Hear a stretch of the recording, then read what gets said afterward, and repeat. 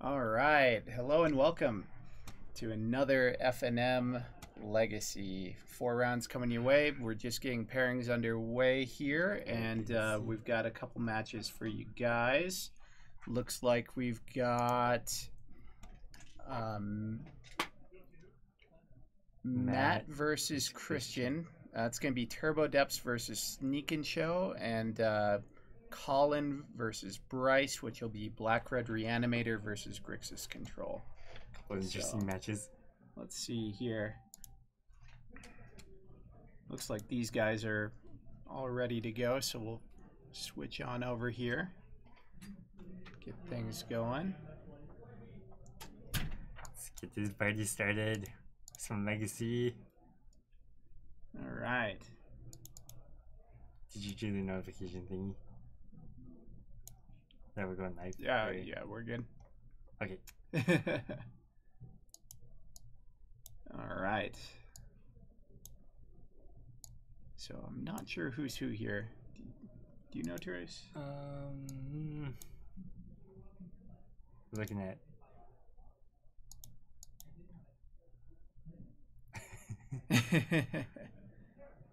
Emerald Kool-Aid. Emerald Kool-Aid Yeah, playmat. I'm not sure. That's a pretty who's sweet who. one. Well, we'll keep it here, and we'll find out when you find out. Let's get the timer up.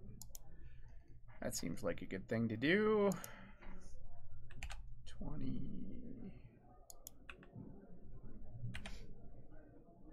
Sweet.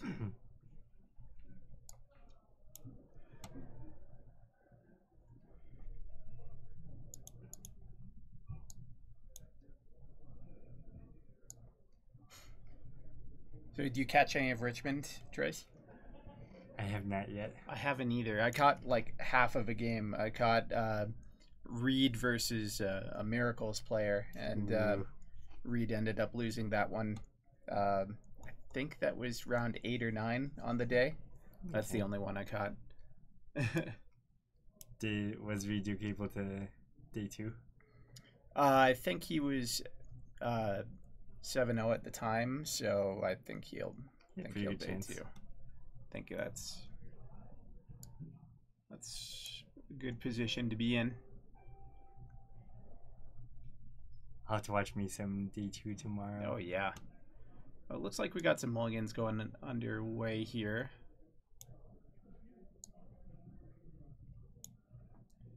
Okay.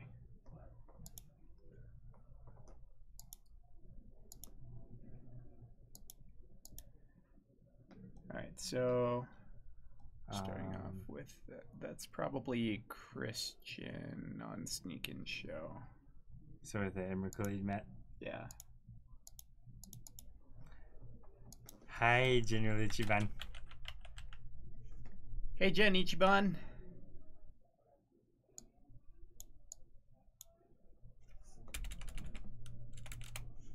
Christian. I don't know why you said General. On Sneak. Are you a General Ichiban, or is it just Gen Ichiban? And Show. Sweet. And So, this is going to be Turbo Depths. oh, Generation. Matt on Turbo Depths. Gotcha, Ichiban. What was your trash deck? Did you see Jen's trash deck? Did you guys see my trash deck? No, I didn't see your trash deck, Ichiban. I'll have to take a look at that later. I think Kyr took a look at it, but I haven't seen it yet.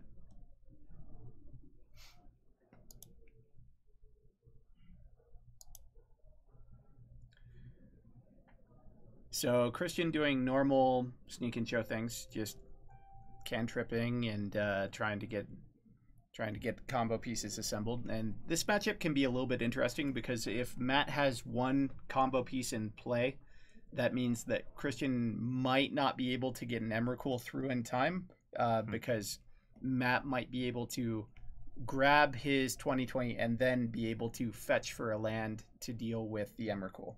So it's a little bit more risky. Yeah, we're working on it.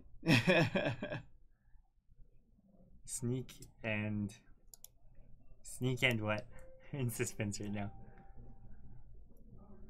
This might be a really fast match based on like just who's able to set up their combo first, and both players can combo off on like turn 2, 3, maybe 4. Yeah, both are pretty fast combo decks. Lots of combo today. It's nice to see. Not everyone likes it, but I think it's a pretty fun way to play. Yeah, we don't usually have a ton of combo in our shop, so I'm kind of happy to see it.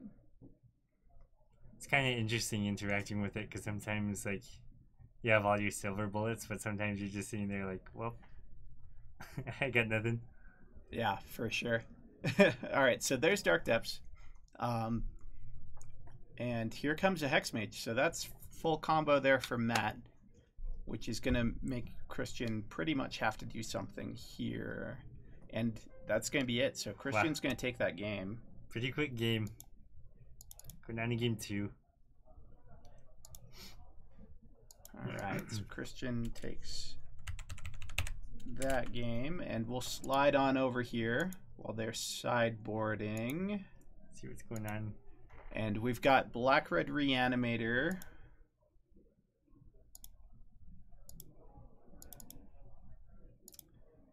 Which is piloted by Colin.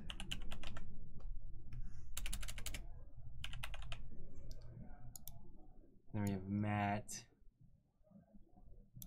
And then we have Bryce on Grixis. Oh, I read the wrong team. My bad. Grixis control.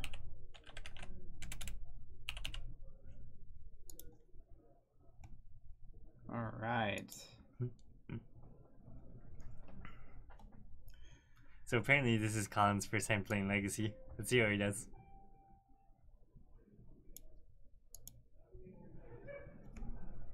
So here comes a Reanimate, and Colin's going to target a Chancellor of the Annex. It's a good target. Pretty good card, especially when your opponent's on 2 mana. Looks like that's going to resolve, and that's going to make it very hard for Bryce to get things going if he doesn't have something like a Baleful Strix here to shut down the attacks. Exactly. Grixis control is kind of a tough matchup, I think, for Red-Black Reanimator. They have a lot of things that can kind of answer. So they've got removal that can deal with your creatures. They've got disruption. They've got creatures that you really don't want to have to deal with, like this little owl over here. The This clock lovely has little just owl. stopped moving now. Yeah, so that's going to make it very hard. And you see Colin already down to 2 cards in hand is going to have a really hard time getting back into this game while Bryce is able to set up and slowly start edging back into a point where he might be able to cast like a Jace and then start actually taking over. So That's the thing I don't like about reanimating Chancellor of the Annex first, as compared to reanimating Grizzlebrand or Siren Sanity. Yep. Chancellor of the Annex doesn't impact the board as much as the other two do. Yeah, kind of a tough one because it's the easiest one to deal with. But I don't think Colin had any other creatures in his graveyard. It didn't look like. Okay. So it might have been the one that he just kind of had to go to. Fair enough.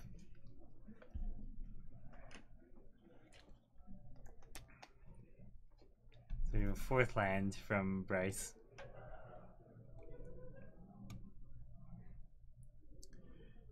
So Bryce is sitting in a pretty good spot here. He does have to be careful. If Colin is able to get something going, even though he doesn't have a ton going on right now, if he gets like a Faithless Looting or something like that, it could be it could easily spiral into another creature reanimated, and that could be game. Yeah. Don't want to see a Grizzlebrand in play. And speaking of quick games, we're going to switch back over here where Sneak and Show and Turbo Depths are going at it. We've missed our first turn, but they're back at it. So Thoughtseize coming in, and that's going to take Show and Tell. Looked like some cantrips in hand. Gonna stop the possible turn 2 Omniscience.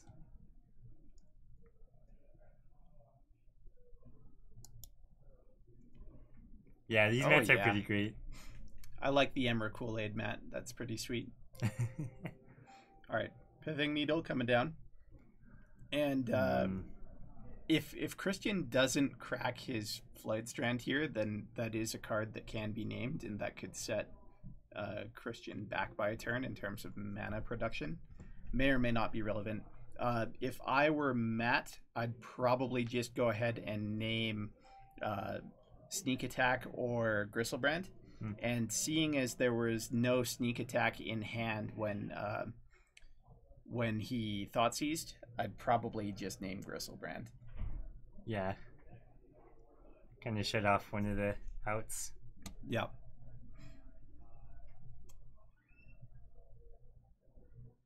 I don't know if we saw Lotus Petal in hand, but Pithing Needle would not shut off Lotus Petal, as Lotus Petal is a mana ability. Oh, but I mixed it up with Vexing Revoker. Yep. Like practically the same thing. Right? Impulse coming across for Christian here.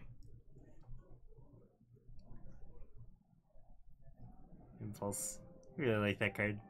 I like it's a strong one for a sure. lot of cards. Yep. Look at 4, take 1. Instant speed being a really strong suit on that card. You know, much better than like Anticipate. So here we see Show and Tell. A Show and Tell. This is probably going to set out the Omniscience. And here comes Omniscience versus Dark Depth. So we get to see if Christian is able to find something to go with that. Looks like he has Cunning Wish. So Cunning Wish should do it here. It goes to fetch. So instant. Ooh, Firemind's in sight. Yep. So it's going to switch for an instant with Convert cost 1, and 1 with 2, and 1 with 3. Oh, yeah.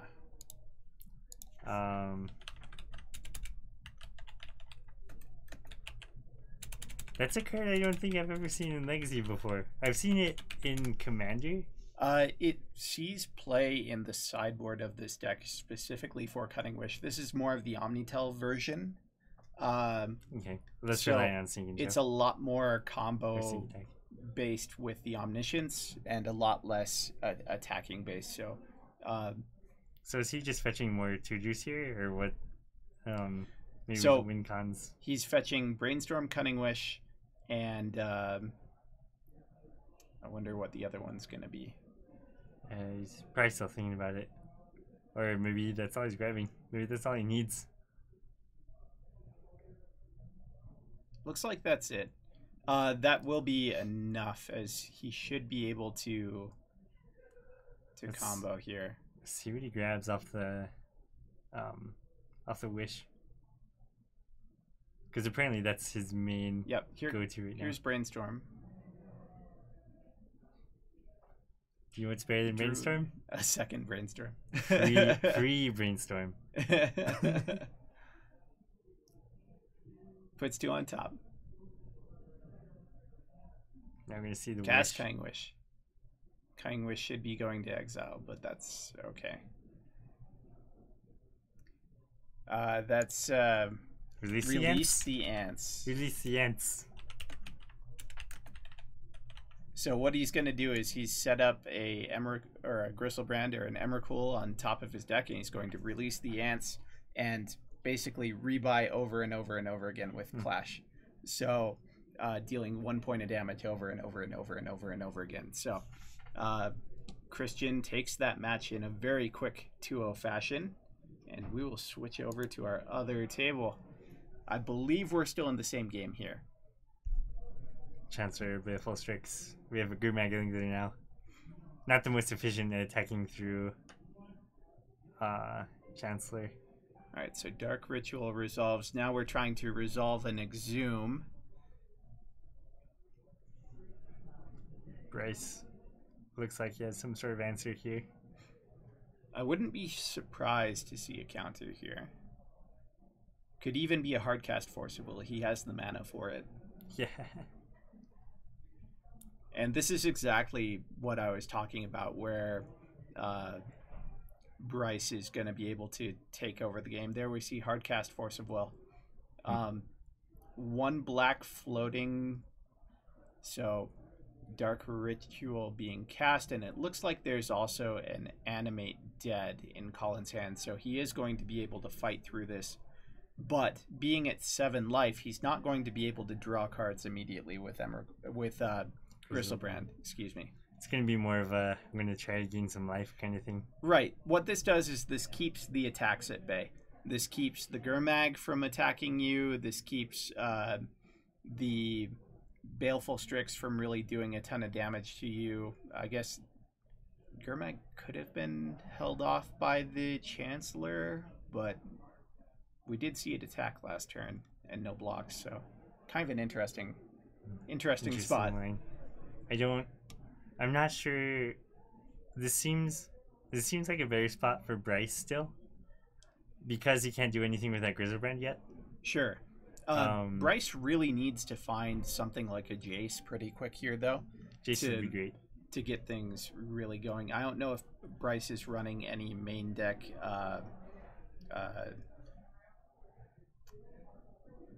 Diabolic Edict, but sometimes decks like that do. Yeah, Owl's amazing here, Scorpion Frogs. Because the Grizzlebrand can't attack into it. Grizzlebrand needs to attack. Right.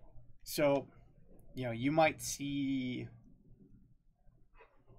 one thing that Colin could try to do is he could try to just get in and race and let the Strix take care of the Gristlebrand.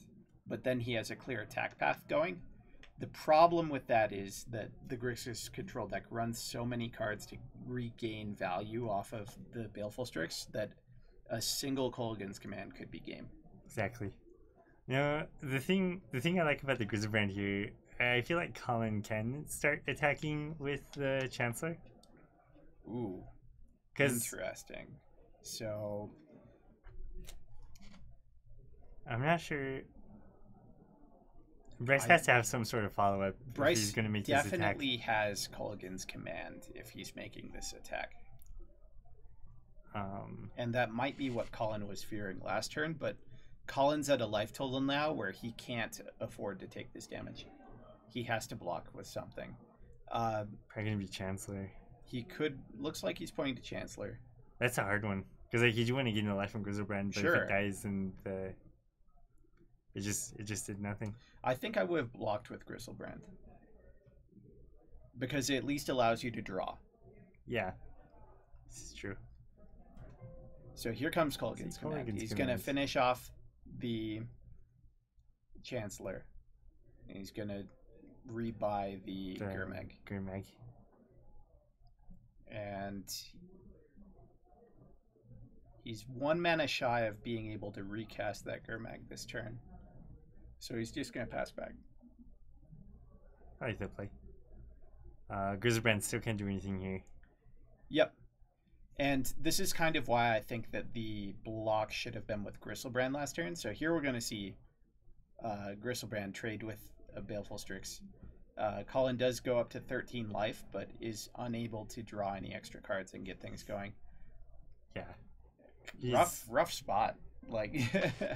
I mean, depending on what Bryce has, he can go for the reanimate again. Oh yeah. I'm not sure. Oh yeah, that's gone. So I think he's out of cards. Or he's got one. Colin has 1 card in hand. Doesn't look like it's... Couldn't see what it was. Action. We're gonna find out pretty soon here. I think the good thing for Colin, though, is that anything he draws here can be good. If he gets a land, he can flash back Faithful Suiting, which could help out. Maybe that's why he's keeping the card in his hand, if it's maybe a land or something. Yeah. I mean, it could easily be like a Thoughtseize or something like that as well, which is not... It's better as a card in your hand right now than it is as a card that you run out. Exactly.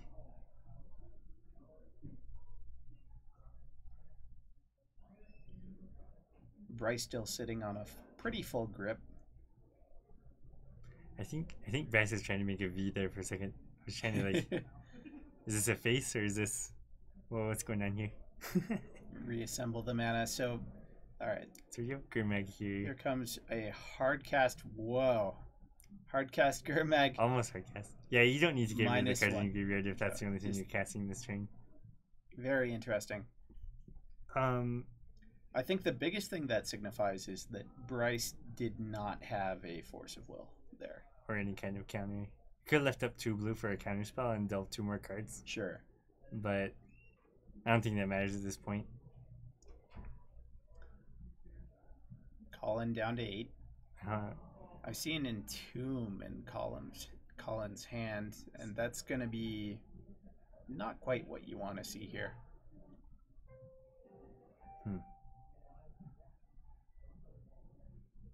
So we're going to see Rainstorm Fetch from Bryce. Going to put 2 cards back and just throw them away. Yeah. Makes sense. Try to find some new cards. Try to find some good interaction.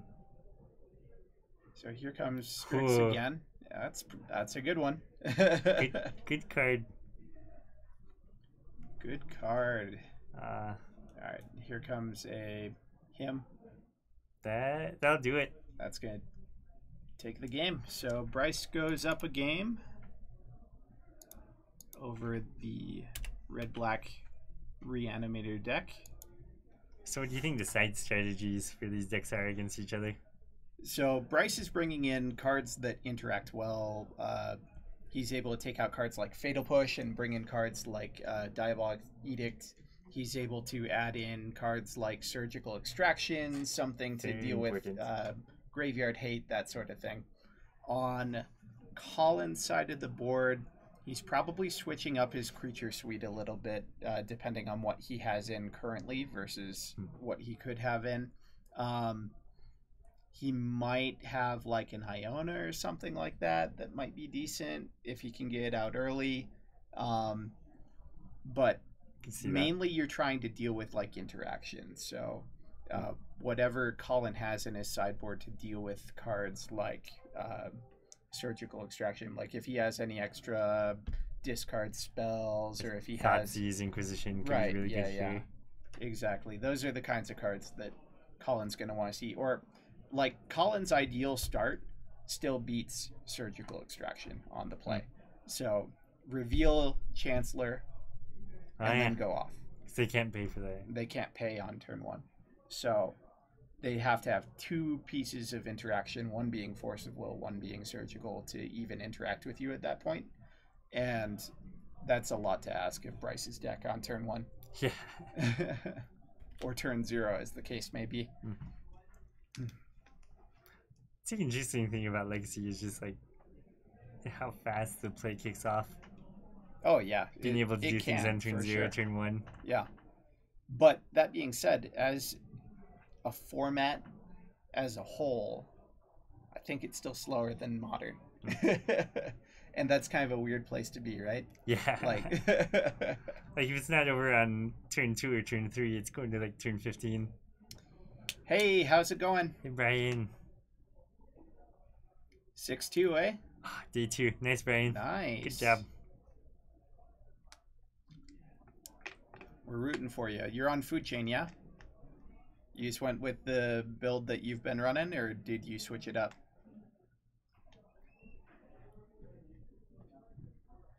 He made it. He made it, guys.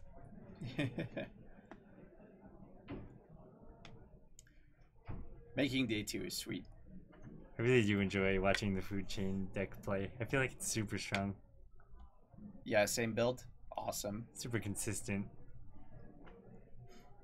Yeah, Food Chain's got a lot of nice things going for it, and I don't think it took as big of a hit as people thought it did when Deathrite got banned. Because you just played Noble Hierarch, right? Yeah, and like your To some strategy is just very resilient in general to what's going on, so it's able to play kind of this mid-rangey game that has a combo element that says "Oops, I win." You're super immune to like swords to plowshares, which is a plus. Yeah, yeah. Oh, he's on Birds of Paradise. Birds, yep. That makes sense. With the Sultai.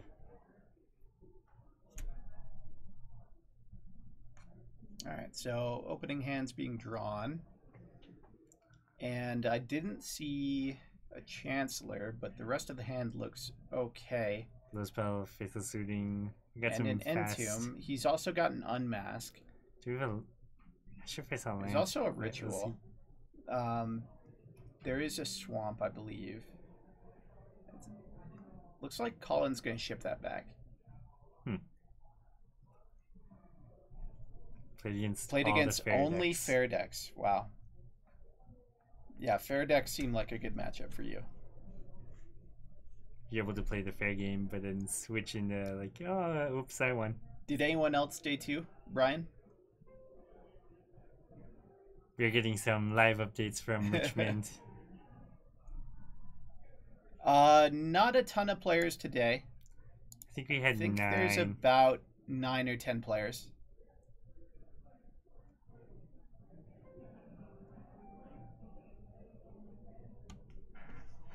Let's see.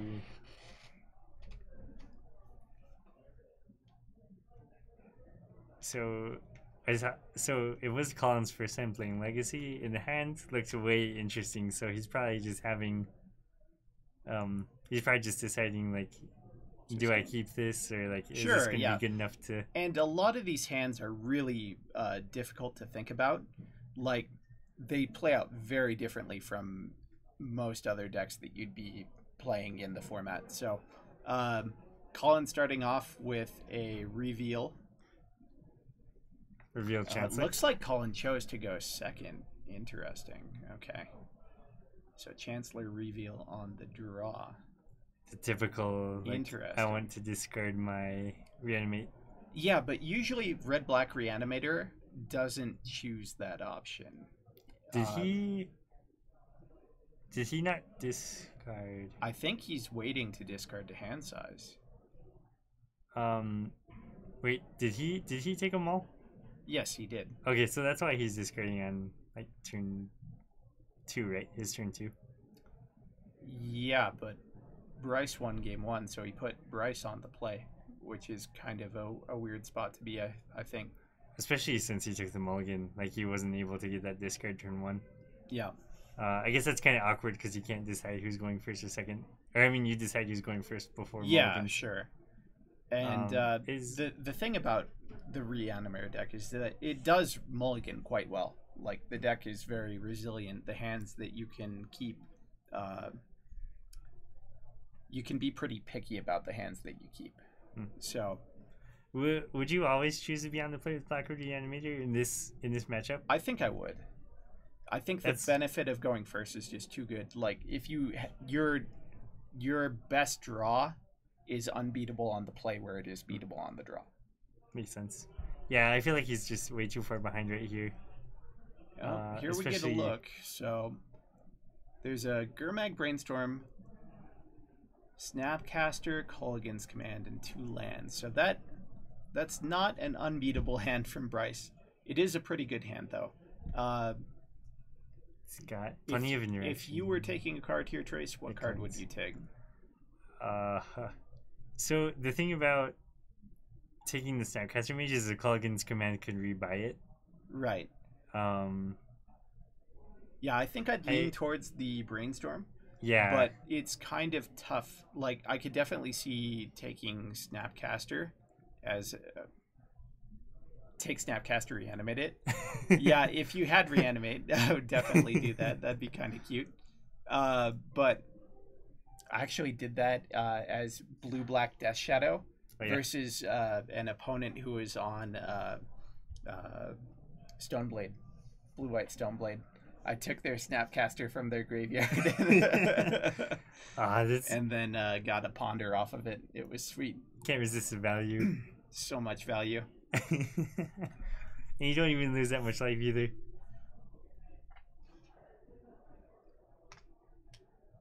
Taps out of K command, quite risky. Huh.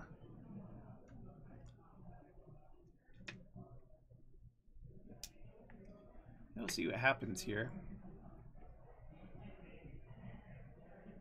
Yeah, I think taking Culligan's Command could have been an option too, because like if you're leaning on getting fast mana with Lotus Petals. Well, you can hold on to the lowest petals. That's not a problem. Yeah, but that's true. the bigger issue is Kolaghan's command rebuying things like Strixes, and that is a way that if you were trying to go based on last game where you have your Chancellor of the Annex as your main threat, which it looks like Colin only has that as his threat currently, although he does have an Entomb in hand. Then he might be looking at it and saying like, well, this is the way that I need to get through my damage and progress my game plan. So I need to take this so that I can get through these Strixes. Yeah. Yeah. It's like HC Fox was saying double weight Snapcaster Mage as like a safe line to make sure it doesn't get reanimated. But Bryce left it in the graveyard. I think he's planning on Yeah, I think he's definitely thinking about rebuying it. rebuying. Also, there is some value to keeping it in there. If they have Exhume exactly, you might get some extra value off of it. It's true. Which is always kind of the hard game to play with Reanimator, is like which spell do they have. So yeah, here we see Iona hit the graveyard off of Entomb. If that hits play, the interesting thing about this is like if you don't name blue, it'll just get hit by like Jace. Right. I think you need to name black. Yeah. Black stops a lot of their Edict. Yeah. Toxic Deluge. Yeah. Just any and sort then of you answer. just hope that they don't have the blue until you're able to deal with like a Jace. If you can reanimate Chancellor first, and if Bryce doesn't have another land, that might be what you go for here. And then try to get Iona after that.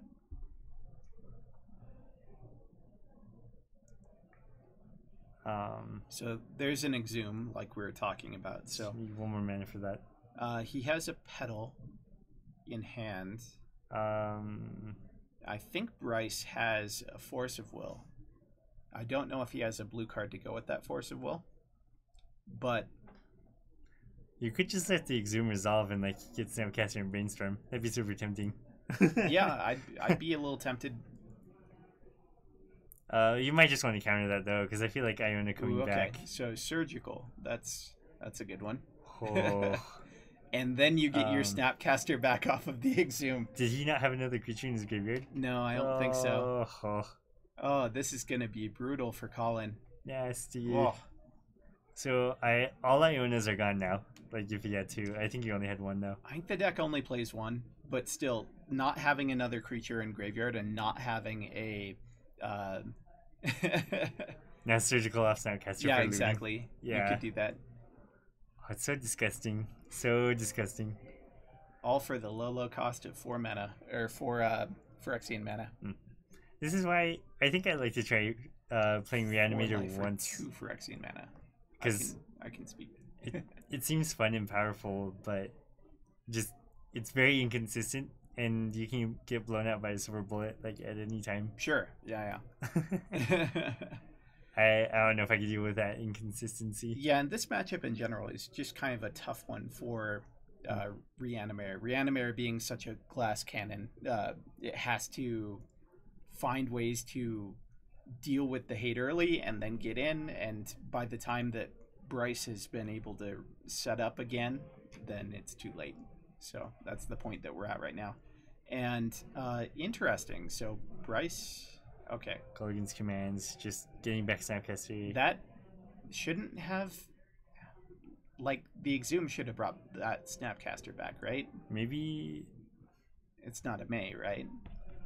I'm not sure. Yeah, I don't think that we're all right. Maybe Bryce chose not we're to do off it for of some where reason. We are supposed to be. Yeah, kick command is an instant. I guess he could have done it in response for some reason, but not sure why you would do that. Why would you do that? Maybe he didn't want it in play. Maybe he wanted more choices with it. I don't know, man. All this seems very weird to me. I don't know.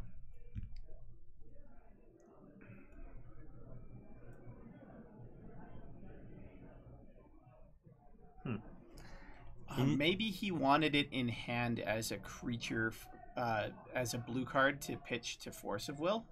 That's a possibility. Well, here comes. Okay. Surgical. Yep. HC Yeah, Fox. something like that. That Yeah, too. Fox, you and me are on the same page. And it looks like Bryce is going to take that game and take the round. So some interesting, pretty quick matches to start things off. Do love me some combo. Yeah. So Excited to see a lot of that. we saw the sneak or Omnitel matchup where they were able to just very quickly go through and get their combo and kill, but they get the option of running a lot more protection than like this red-black Reanimator deck does. Yeah. And the biggest problem that I have with this Reanimator deck is that it is such a glass cannon. It just folds to anything that you're not prepared for.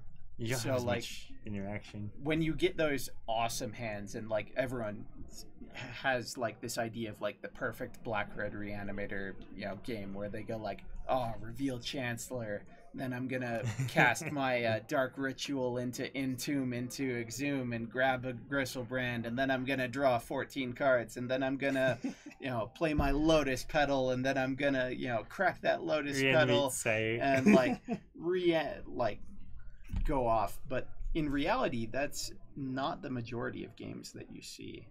Yeah. Sometimes you have to play a long grindy match where you just kind of have to hope something resolves. And like, yeah, it's kind of an interesting spot to be. But I don't know. I've just never really liked how all in that black red Reanimator deck is. It puts up okay results online, I think, like not overpowering results, and it's definitely a place in the format where a lot of people start when they're trying to get into Legacy as a cheaper competitive deck that they can get into and start to play. And it's still so powerful. It's very powerful, even on normal hands. Exactly, and like when you do get those hands, you just feel invincible, right? Like, That's for sure. So I don't know. It's got a lot going for it, but I feel like there are other Reanimator strategies that are a little bit more resilient and a little bit better suited for where the metagame is and dealing with decks like that Grixis Reanimator. Now that being said, I think that Grixis Reanimator Grixis Control is one of the harder decks for Reanimator to beat. So yeah, against more fair decks or against decks that don't have interaction. So I guess against other combo decks, you're just gonna be able to like, here's what I'm doing. Here's a Grizzlebrand. Deal with it. You can't. Oh, I win. Right, and when they don't have like that pressure, like Grixis Control is able to pressure you in so many ways. They're able to play out creatures that are able to block your flying creatures. They're able to pressure your hand with discard. They're able to pressure your combo with counter spells. They're able to pressure your graveyard with cards like Surgical Extraction. So they just attack your game plan on so many different angles that it's really hard to fight through. Swords to Plowshares. It's very good.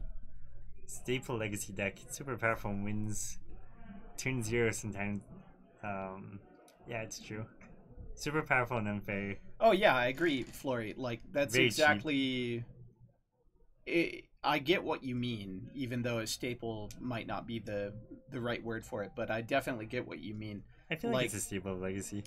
It's staple for some players. Definitely like kind of that idea of the unfair deck, right? Like, here's what I'm gonna do on turn 1 or turn 0. Some people don't always want to go for the furrow. Some people just want to have fun, and like reanimating 7 power on turn 0.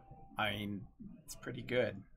I like drawing cards. I gotta say, my least favorite thing to see on the upside side of the board is just turn 1 Sire of Insanity. It's just unbeatable.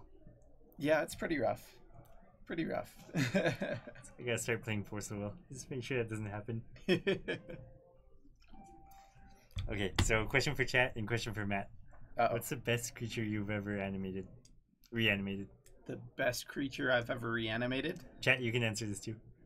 Oh man, It could be any format. best creature I've ever reanimated. I don't know, man. Like, probably Laboratory Maniac for the win. Like, no cards Doomsday. left in library. Like, And that's a good one. It's a good one. I mean, kind of ironic that you're Fairy reanimating Macabre's a good one. the Yeah, guy I like in that. charge of that. Fairy Macabre. Have you Macabre. lived the dream yet of Fairy Macabring off of your opponent's Exhume and getting the Fairy Macabre back into play No. after exiling their cards? I have not done that yet. Oh That'd be man, sweet. if you're not doing that in this matchup, you're not living. I need to. I know I viled in Fairy Macabre before because they had nothing. I had dealt with all their reanimate shenanigans, Mhm. and I had a vial on 3. I drew Fairy Macabre. It's like, here's my clock. I'm trying to think of other sweet reanimations. It's a good one to reanimate. Like, My favorite was the standard rights deck where you could reanimate Elshnorn on like turn 3. yeah. And Lingering Souls was huge, Delver was huge, Spirits was huge. Mm-hmm. So Elshnorn just came out and it's like, yeah, your things are dead. Elshnorn is a fun one. What was the other one in that deck? Angel. Angel of Glory's Rays, right? Or Angel of the other Serenity. one. Yeah, Angel of Serenity. So that was the one that I always You liked. put to out reanimate. Angel of Serenity, and you could exile your opponent's board. Yep. Or if you're scared of losing your things, you could exile 3 your things. Or you They could like kill it, do you get everything something in back. between where like you do 2 and 1, and then like they have the weird game of like, oh, I want those back, but then you get back your Thragtusk or something like that.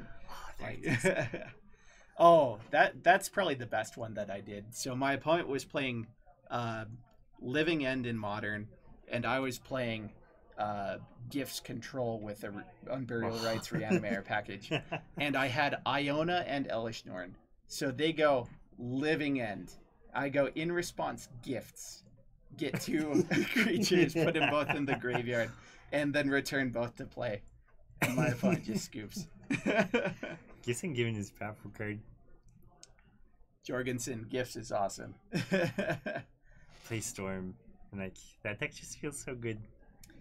And there's always the fun ones, like, you know, you could, like, I played Cephalid Breakfast for a while, and for a long time their loop was Karmic Guide into Kiki Jiki, the Karmic Guide. Karmic Guide gets Sky Hussar. Sky Hussar comes in, untaps everything, and then go off with Sky Hussar and Kiki Jiki. Okay. So more twin value-ish with that. Or there's always the fun like Sun Titan phantasmal image, like rebuy chains where you're like reanimate. And then the last one's like Eternal Witness. There's just so much value. There's always like cube chains with like recurring nightmare. Those are always sweet. Wormcoil Engine and Recurring Nightmare is fantastic. I think reanimation has to be one of my favorite things to do in Magic. It's pretty sweet. I don't do it often, but when I do it, it's tons of fun. What is the rules for reanimate, for the card reanimate? So for the card reanimate, or do you mean for like this this thought exercise? Or just bringing something back from... Be a little bit more specific. We'll let you know. So if you're talking about the card, the actual card reanimate, I don't know. Like, so Jorgensen's got that pulled up for you. If you mean like what are the parameters for what we're talking about, I think we're just talking about anything that puts a creature from your graveyard into play, as like what's the coolest combo or whatever that you've done to get that to happen. So sorry, Dichban. Well, a little bit longer in the round. Matches went pretty quick. How are you guys doing today? Have you guys watched anything from Richmond? Anything that you've seen that you've liked? Any decks that piqued your interest or tech cards that you Players saw. you're rooting for in day 2. Players that you're rooting for in day 2. Go Brian. Go Brian. Hashtag never lucky Brian. Wonder how he got there then. Huh? Never lucky. Oh, he's never lucky.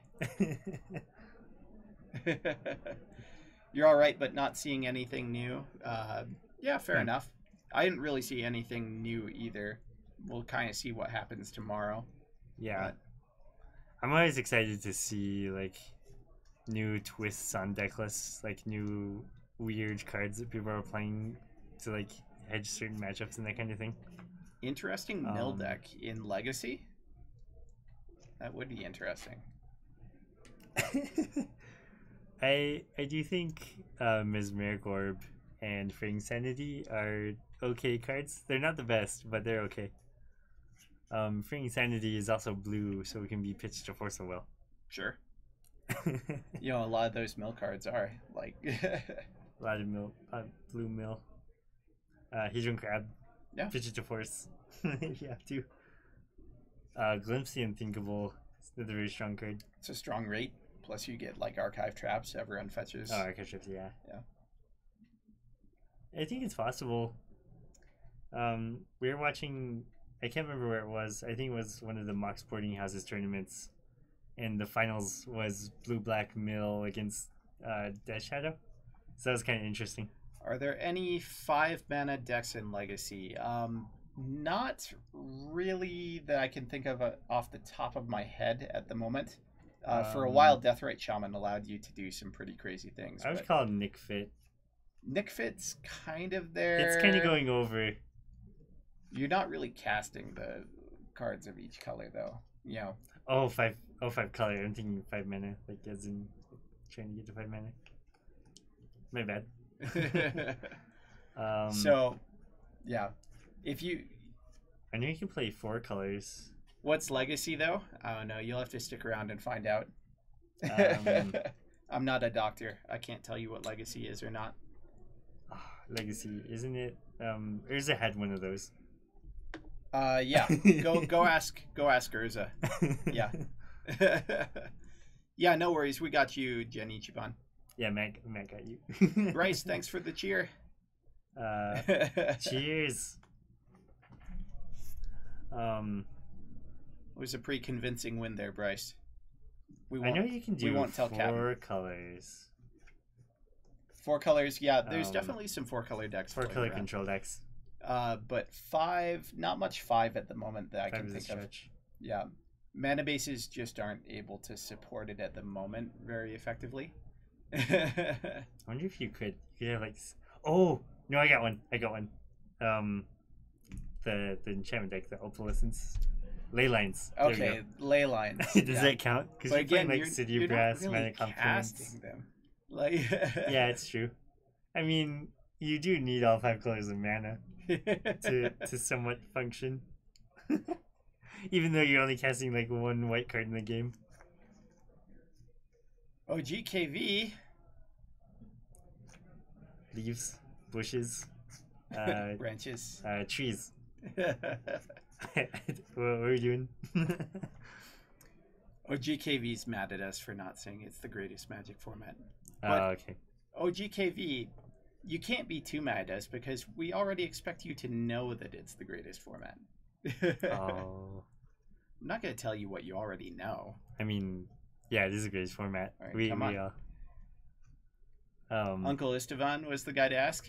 He might be. I don't know. That's such a weird card. Hey, OBVNZ. Hey, ObVenZ. How's it going? Legacy GP when? Like it's going on this weekend, like right now. Today was day 1. Yeah. We're gonna see day 2 tomorrow, and then Top Cut on Sunday. So it's gonna be a fantastic weekend, 3D weekend, and you get to watch a Grand Prix. Like, what more could you ask for? I don't know. What more could you ask for in a weekend?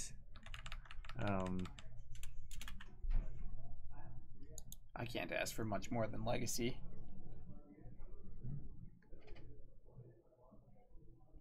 Yeah, Legacy's having a GP right now. They don't have that many. I don't think Wizards like supports it that much. GP Richmond.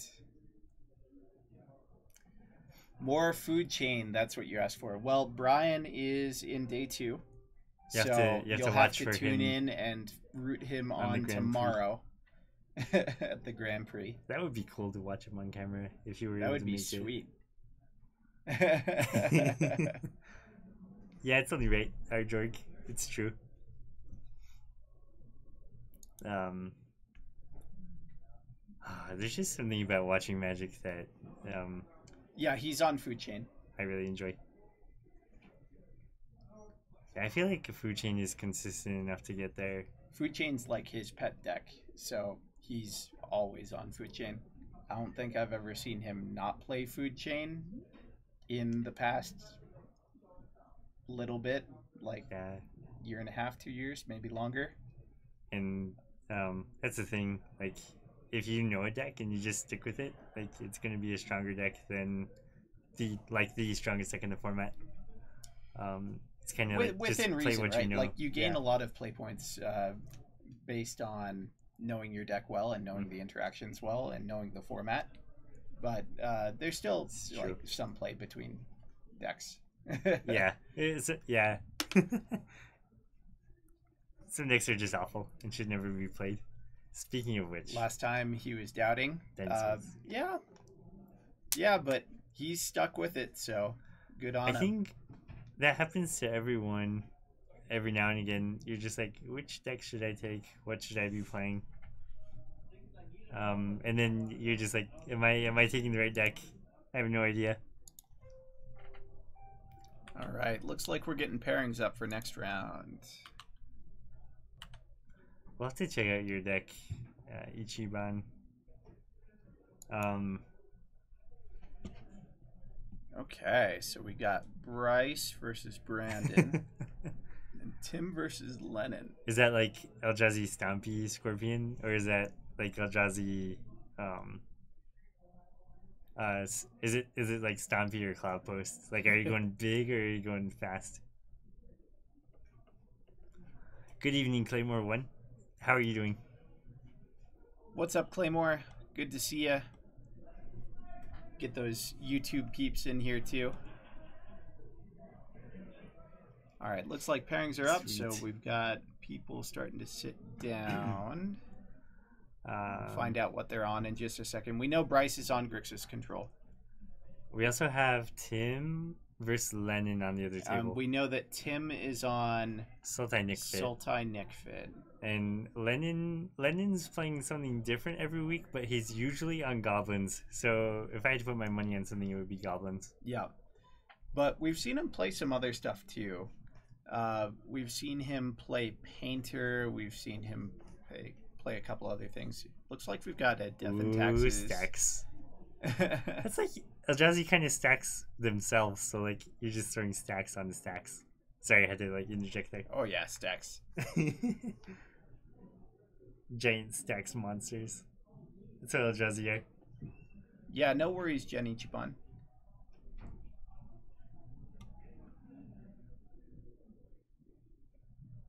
That's a fun thing about Legacy is like it's never gonna rotate. As soon as you get the cards, like you can adjust and tweak however much you want. Nothing's ever gonna rotate. You don't have to worry about getting any new stuff, unless you want to, and then you can always just fix up your deck whenever you want.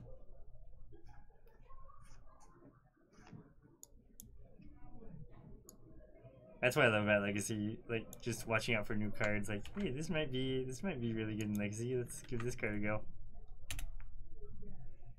So, Jenny Chiban, I just put the address in there for you. If you're ever in town, stop by.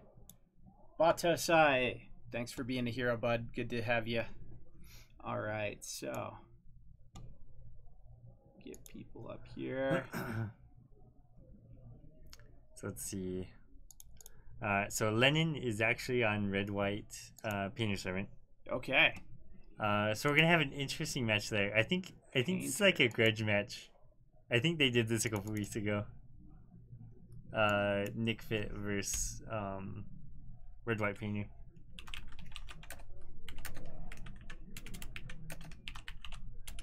Red White Painter. I think we should start there. Yeah, that seems like a fun one. I think that sounds like a good one to watch. Also, we have to like, so we forced him to put a card in his deck before we started. It's the blue-green Nissa Steward of Elements. I think it'll give Tim what he needs in like card selection and like a fast clock if he's able to ultimate, and just some good value, which is something I think the deck kind of needs because you're drawing a lot of lands, or you're getting a lot of lands out, so you're going to want to find ways to get more cards in your hand to make use of that mana.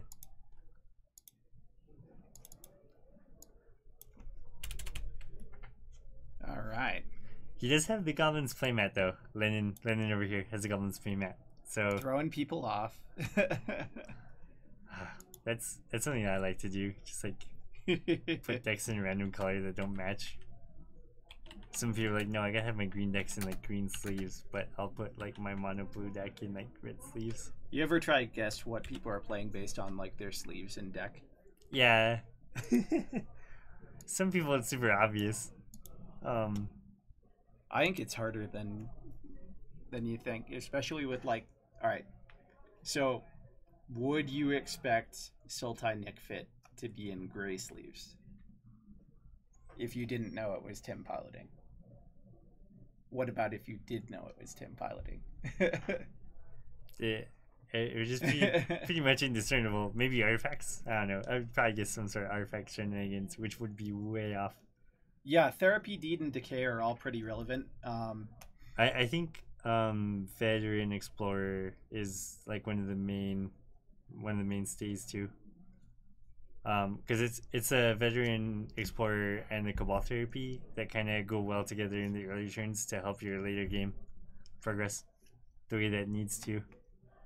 Also, like if Lennon just rattles off half of the combo without the other half, then or like has to pause for a turn and can't do it all on one turn, that might give Tim an opportunity to interact. And that's true. Abrupt Decay will be so vital there. Yeah.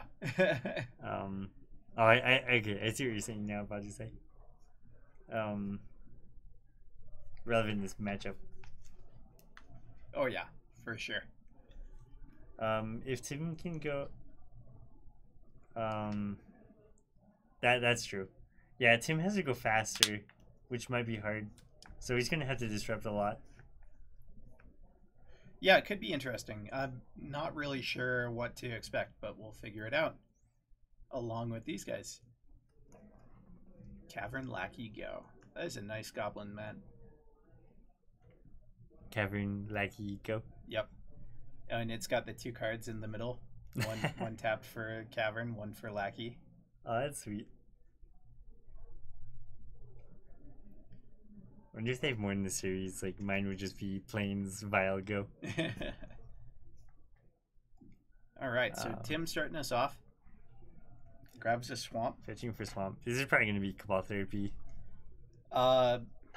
Yeah, so this will be interesting to know if Tim knows what Lennon's playing or not. I'm not sure if you have to be scared of Wasteland at this point, so maybe grabbing Bayou is fine, but I don't know. He could have seen the Goblin playmat and been like, nope, I don't want Wasteland targets. So Lennon's hand is Grindstone, Enlightened Tutor, Lotus Petal, one land, and a Pyroblast. I bet you anything Tim named like Goblin Lackey or something. Yeah, I'd be tempted to name something along that line. You know, Lennon does play a lot of goblins, so I think that's a fairly reasonable name. Tim might just not care, though. He might just be naming to name and then have seeing what he has.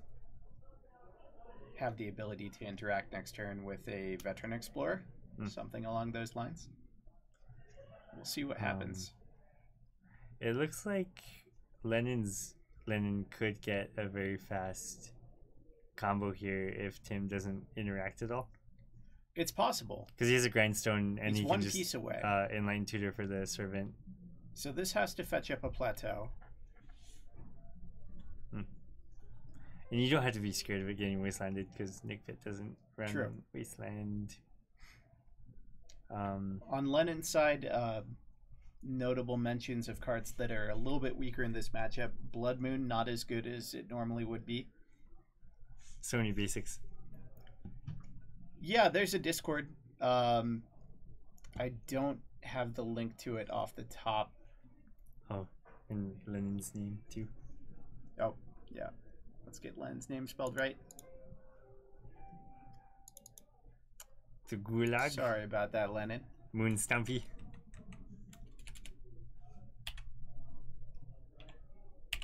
Just like a Stumpy deck that has the Painter Servant combo in it.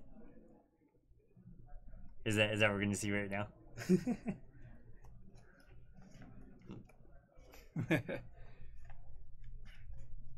Captain, we've got Bryce on backup, so you might see Bryce lose on camera. He won last round, though, so I don't know. All right, so here comes Painter's Servant coming down. Turn 2. I wonder if Lennon's just thinking like, hey, I might be able to just go off really quick if he... Or he might Well, he force wants to him... turn on that Pyroblast, right? Like, Yeah, that's true. Be able to counter anything. and this does allow, like, the ability to get,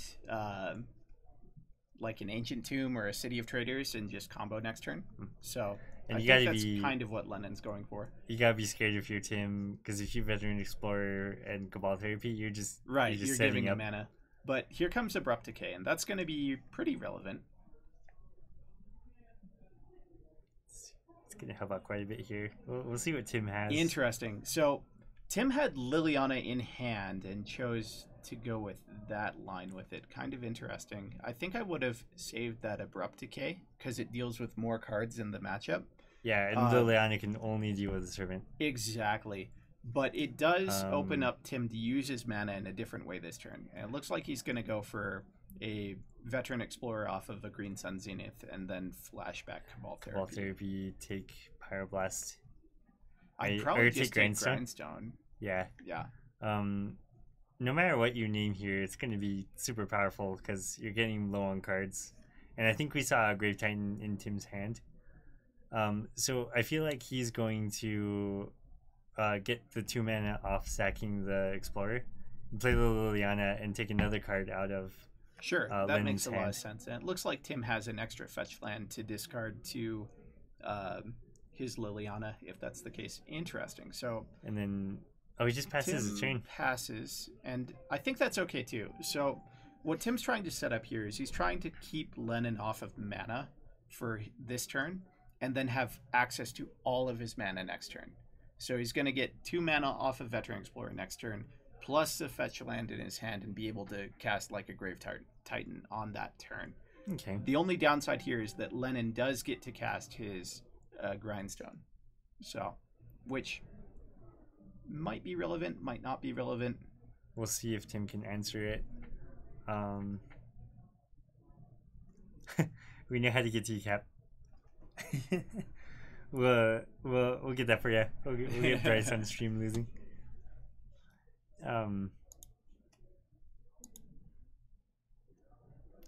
So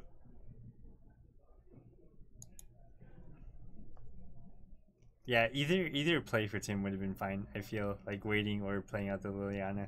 Like Lennon doesn't have that much right now. Paint it black. No, paint it blue.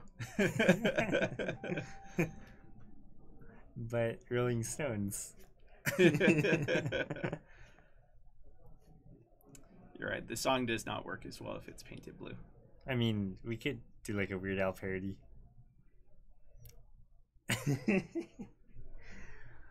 I see 3 lands, so I want to paint it blue.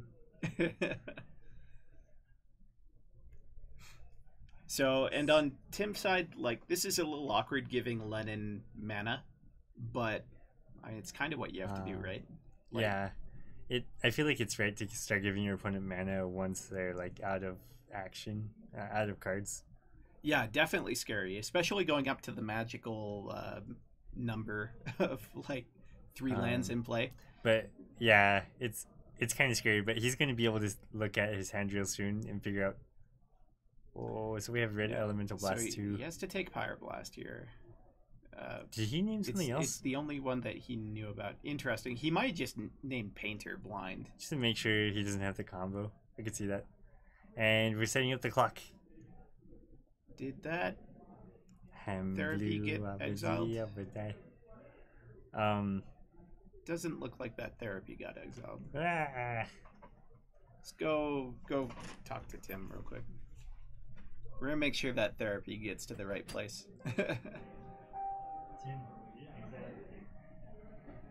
There we go. Get it. All right. No free therapies here. I think he knew. Just getting around to it. All right, so Grave Titan on board. That's a pretty quick clock. I wonder if Lennon has.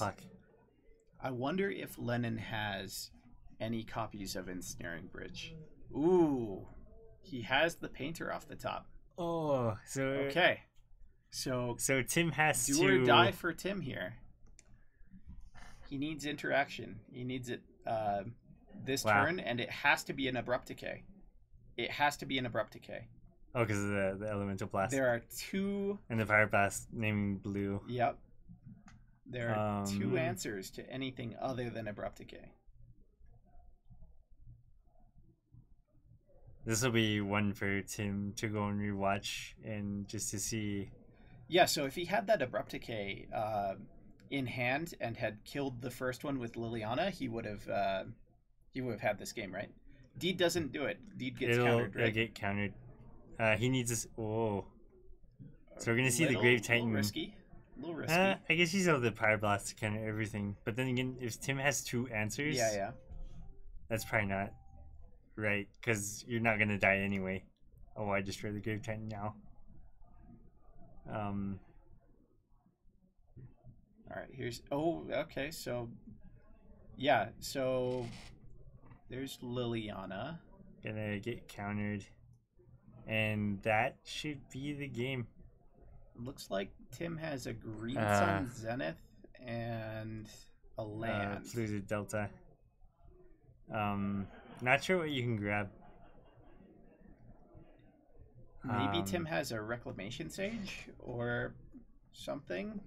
I think he does play one. If he hasn't played his land yet, so if he has Reclamation Sage, he could Green Sun Zenith for Reclamation Sage. I think that's what we'll see. I think it is main deck, unless he switched it up. Why? I'm kind of confused. Did that Lily enter play, or did it get Pyroblasted?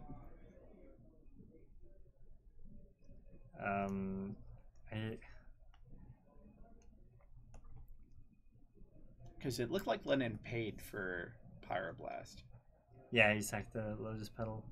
Or maybe he Pyroblasted something in response. But Jorgensen, thanks for being such a hero, bud. And Jorgensen is a hero, as always. Always here helping us out. Oh, okay, there you go. So I did get Pyroblasted. Okay.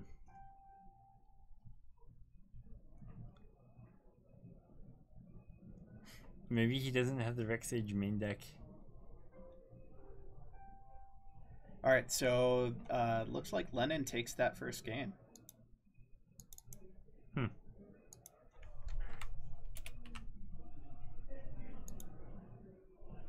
Kind of a weird one.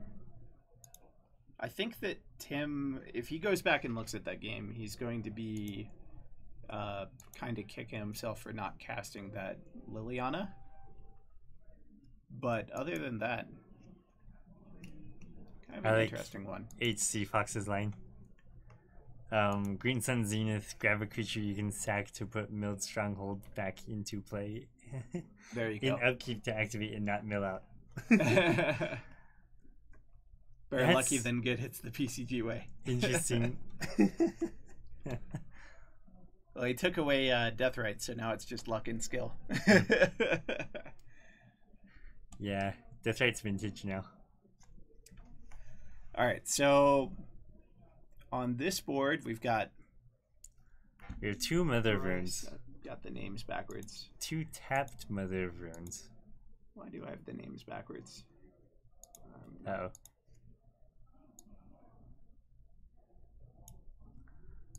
So we have 2 Mother of Runes, Aether Vial on 3, Rishadan Port, 2 Plains, Recruiter of the Guard. There we go. And just a bunch of lands for Bryce. So it looks like a pretty solid board for Brandon.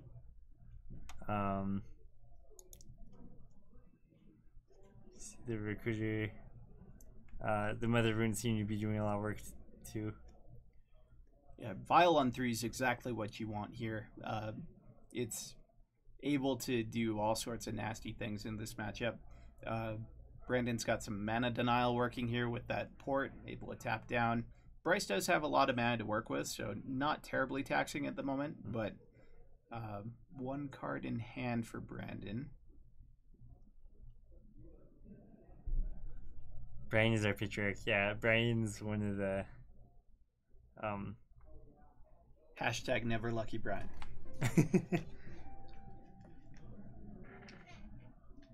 I believe he's one of the owners, right? It's the right title. Oh yeah. Paper reference for for sure.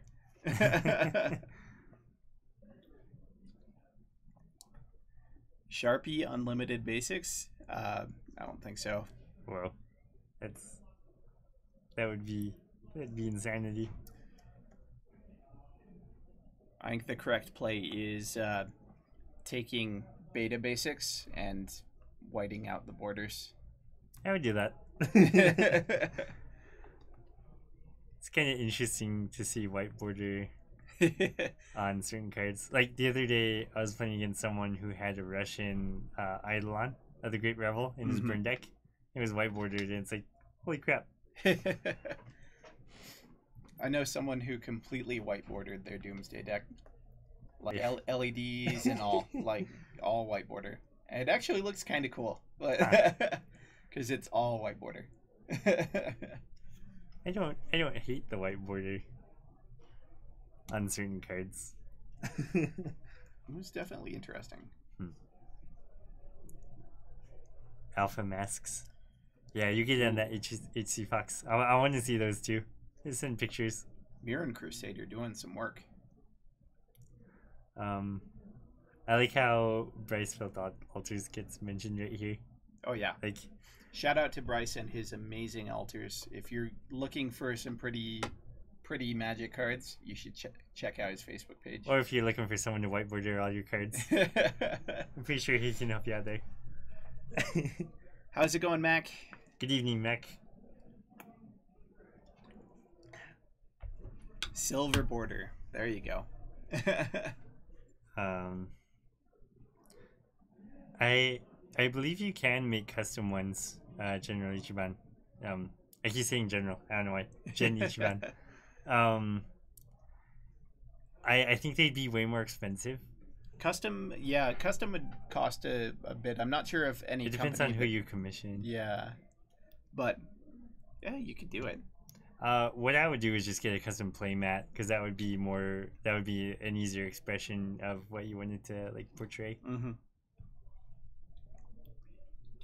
Yeah, there's plenty of companies that do that. For like $30 to $40, so a bit probably cheaper. If you want to go real cheap, penny sleeves, $1 for sleeving a whole deck. But I wouldn't recommend that with certainly not for Legacy. You're gonna want double sleeves on those cards. Mm-hmm. And make sure water doesn't get on those. This Mirren Crusader is doing some work.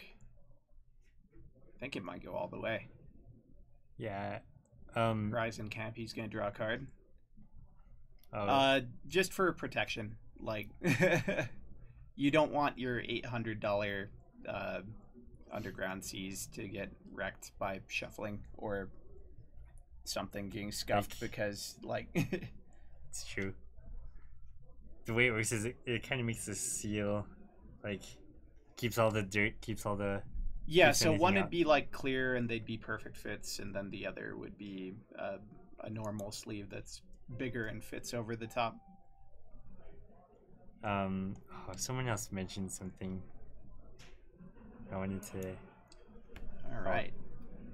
Looks like we're off. So Lennon starting off with a painter,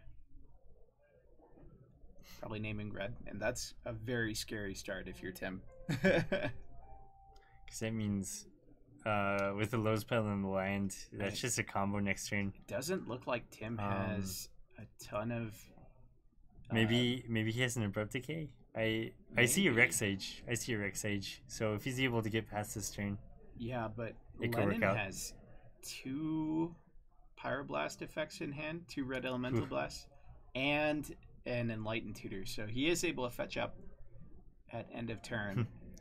He's just got the combo here. Couldn't quite tell what that other card is. Play unsleeved.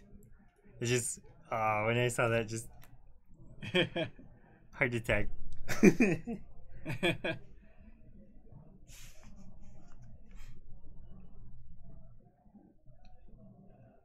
Yeah, no thanks. I won't. I don't feel like that's where I want to be playing unsleeved. Yeah, sleeved makes it so much easier to shuffle too. It really does. Like sleeves help out in a lot of different ways, and it keeps your cards nice. Zero fear of ambush value? viper. No snapcasters. Painter is a 1/3, so Would not die to snapcaster, would not die to Snapcaster. but would die to actual ambush viper. So here comes a Rex Sage. Probably targeting the tropical island. That's gonna get blasted. Whew.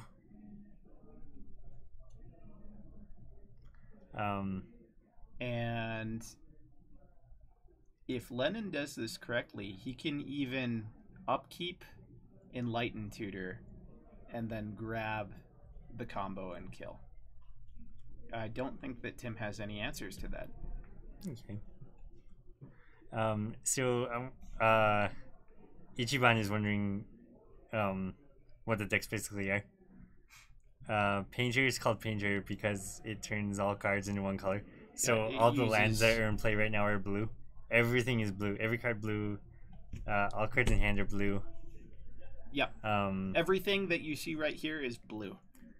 The Sultai Nick Fit is basically a ramp deck using Veteran Explorer to get 2 basics when it dies, and just to get to like 5 or 6 mana to pump out things incredibly fast. And the way that Lennon's deck wins is by casting Grindstone and activating Grindstone. Yes, it turns all of your opponent's cards blue. It turns everything blue. All cards in libraries, all cards in hands, all cards in graveyards, all zones.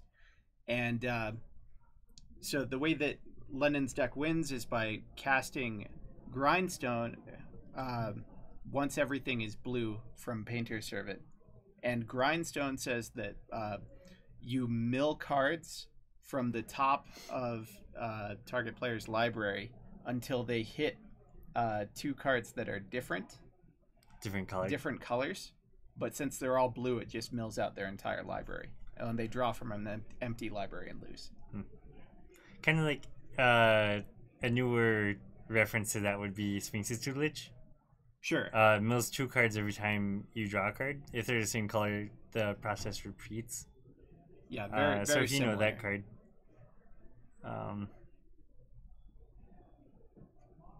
So, and then in the meantime, Lennon's able to play a bunch of Pyroblast and Red Elemental Blast, which counter blue spells or destroy blue permanents. He could even destroy lands if he wanted to. Like, everything is blue. Yep. Looks like they're going over like a possible rules question or something. They might be talking about what we're talking about right now. Maybe. I don't think that they play Jaya anymore. Yeah, I think that was a cyber card a while ago. I think, especially not in the red-white builds, like it's just too much to ask of your mana base. But Jaya is a sweet card. Yeah. Because you get the red elemental blast on there, and you just interact with all sorts of blue cards. All right, so that's a pernicious deed, I think. Oh, I thought it was a planeswalker. Yeah, it kind of looks like. Yeah, it's pernicious deed. It's going to get blasted. There's a veteran explorer, and Lennon is going to Enlighten Tutor, and that's going to be the game.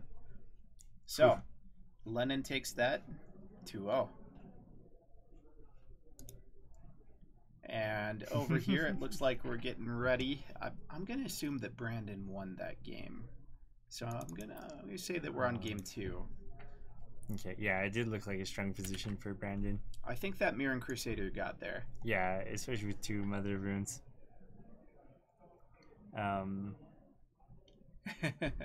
Scarecrow is there.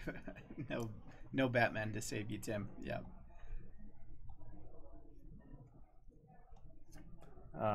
Let's see. We'll find out real quick.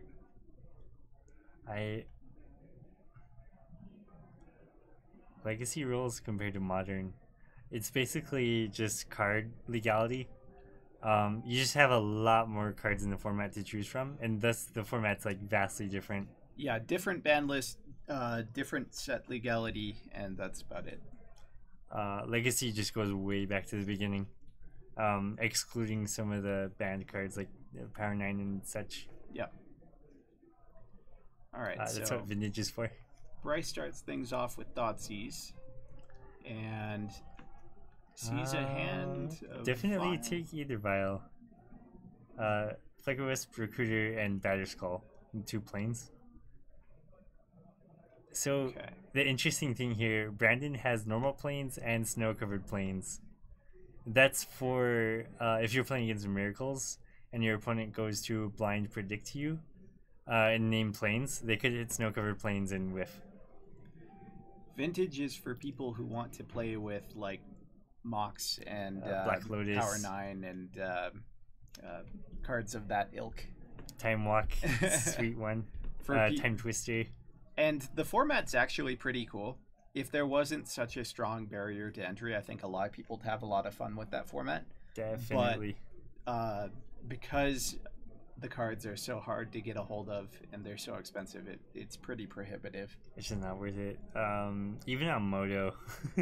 Ooh, so that's not cheap. That's gonna be huge for Bryce. Here comes a Liliana, able to keep the board on lock, get rid of that Mother of Runes. Yeah, it's gonna be real good. Mirren Crusader is what Brandon needs right now to get around all of that. Yeah, or maybe like a Council's Judgment or something. Yeah. Death and Taxes could have its outs, but Liliana is a hard one. Sure, like maybe he runs like an Oblivion Ring or something like that. I don't know. There are definitely outs that could happen. If he gets a Gideon, that's a Jason Mind Sculptor. Ooh. That might just run away with. And immediate uptick. Interesting. We're gonna see a Wasteland get put on the bottom, which will keep Brandon off lands if he doesn't find one here. And Brandon is just saying that's it. Can't beat the lock. Yeah, Scorpion Frogs, I enjoyed it when I was playing it online, but other than that, I haven't really played it a ton. But if it's not for you, it's not for you. And that's kind of the best thing about Magic is there's so many different types of formats that appeal to different people, and they can do their own thing. That's what I love about Magic. So many formats. I love all the formats. So Bryce took that one pretty quick, and we're going to see a game 3 here.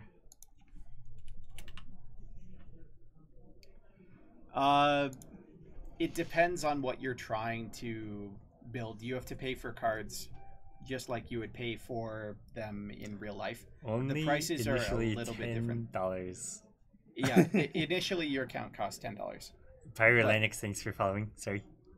But that doesn't come with anything like of value. You get access to a new player draft, which I think is a Phantom draft. and you get like X number of like random cards. I think, like I think it's like the Planeswalker decks.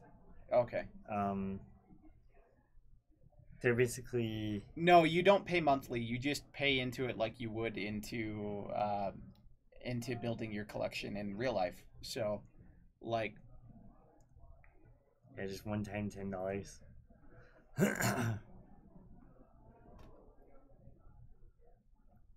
It's below $10. You could probably build it for like 0 ticks on Moto then. yeah.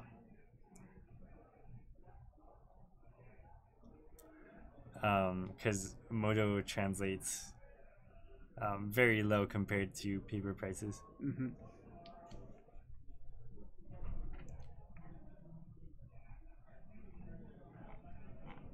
That's an interesting thing.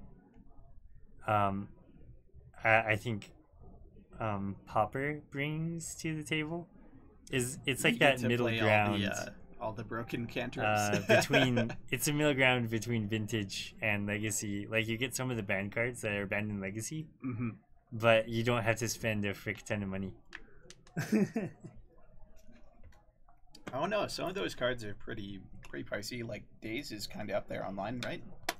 Yeah, At least it used to be. I bet. Penny Dreadful. Favorite deck to play with is One Land Spy. Oh, like Boss Straight Spy. I like the... Yeah, it's kind of a sweet deck. All right, so Brandon starting things off with a turn 1 Pithing Needle. Probably going to be put on Liliana the Last Hope, if I had to guess. That would make sense to me. And I think Bryce is going to start off here with a Thoughtseize. Stoneforge, Flickerous, Plains, Wasteland. Kind of a weaker hand from Brandon here. Yeah, if you take Stoneforge, then you're not left with a lot. We know that Bryce has a decent amount of lands in hand, so he's not terribly taxed by this Wasteland. Yes, Ichiban. Foils are on Moto. Yeah, the thing I like about Flicker is if Brandon doesn't like something that's going on, he can reset Pithing Needle. Days isn't horrible. It's only $16. Oh, it's pretty high price. Ichiban, that's one of the things about getting into Magic. Like, yep. You're just gonna spend a lot of money. You have to be prepared. It's a hobby. You have to treat it as such. Yeah, I agree. Sighting in Needle does kind of feel bad against KCOM. I feel like it's kind of necessary though for Liliana and Jace, but it could also drag the target away of that KCOM to the Pithing Needle instead of like an Aether Vial or such. If you Needle Vial, they won't dare kill it. They won't kill the Vial either. So that's like 2 birds, 1 stone, right? That's one way to get your artifacts to stick. Just make them useless. Like, look at these useless cards. Alright, so fetches up a Mirren Crusader, and we saw how much damage that card did game 1. Yeah, it's going to be hard to answer. Bryce will basically need a Bolt. He has one in hand. I think Bryce might just have all the answers this game. He's going to brainstorm here with one of those awesome altars. Oh, yeah, that does look fantastic.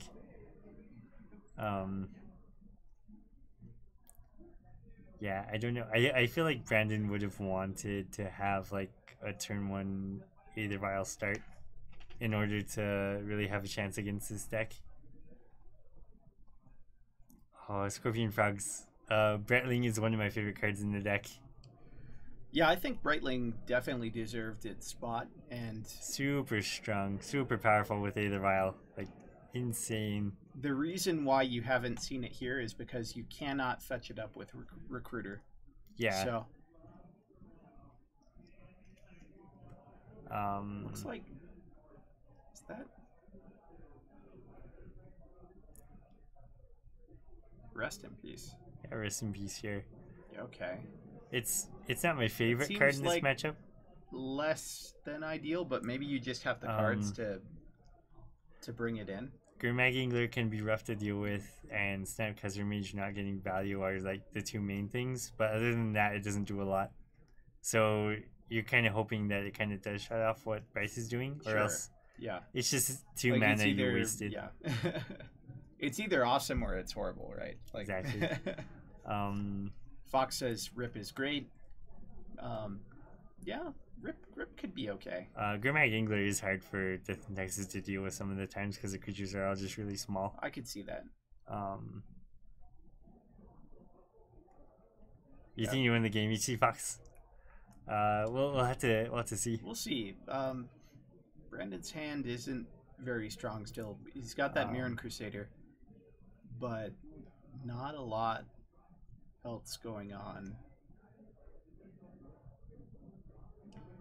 I think one of the best draws that Brandon could have here is Sword of Fire and Ice, and then get that going. And just hope that the K command doesn't answer it. And hope that K command doesn't come down. But like, that's probably his best card here. Wasting, I agree. That's really good. Being able to waste that. It should help out. Waste that. Volk. Mirren Crusader if Bryce doesn't have a way to get a red source. Like, that means that Bryce is probably going to have to force this Mirren Crusader.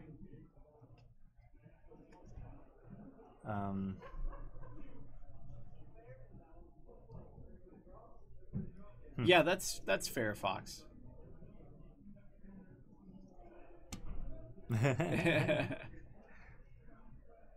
Yeah, Bradling does help a lot in the Stoneblade matchup, which is kind of a hard one because True Name Nemesis, Bradling lines up really well with True Name Nemesis.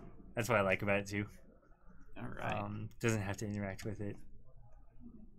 So Bryce with another fetch, and we're gonna see Badlands, so we're gonna have a red source. That's gonna get Fatal pushed. In for 2 with the Strix. Bryce is keeping in mind that he has a Mirren Crusader, so we're probably gonna see the bolt on the Mirren Crusader once it finally comes out. Brandon's been doing his best to play around that, but yeah, he may reach a point here where he just has to run it. You're gonna have to hope you have enough threats that he has to use the bolt sooner than later. Looks like now is the time. Oh, okay. Flicker Wisp. That's good. Just a good one. Flicking of planes.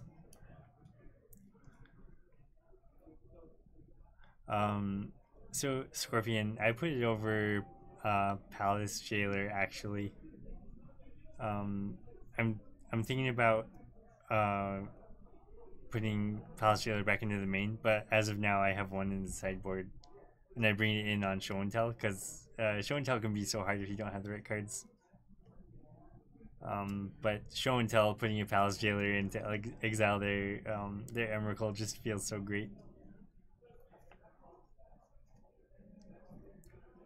Yeah, it's kind of the game you play, Fox, right? You have to choose what you want to play around. You either play around removal or you play around discard, but you can't decide to play around both because it's just not going to happen. Yeah. So, like, here he's kind of chosen to play around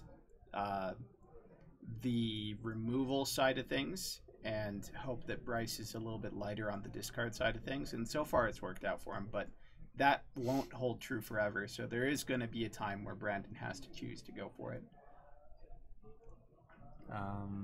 We'll see if the bolt has to command the hand before then. Yeah. Bryce is not scared. Getting in with those Baleful Strix is not leaving any defense for the Flicker Wisp. Yeah, and not winning the race either. So here comes Thalia. And that's kind of a pesky one for Bryce. First strike means that the Strixes can't stay back and block it, and the taxation on the mana can be a little bit rough. So that might actually draw the bolt. We'll see. So the cool thing here is that I assume the Pithing Needle is on Liliana, and if Bryce is stuck on 4 lands, Thalia just shuts off Jace, which could be really helpful here Yeah. for Bryce. Definitely. So I really like that.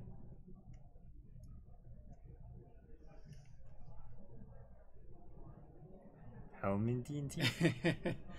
Yeah, Helm seems a little bit interesting. I'm not sure about that. I do not do that. I could try that. So Helm of Obedience is the card they're talking about, Ichiban. And Jorgensen just pulled that up for you there. it's a combo.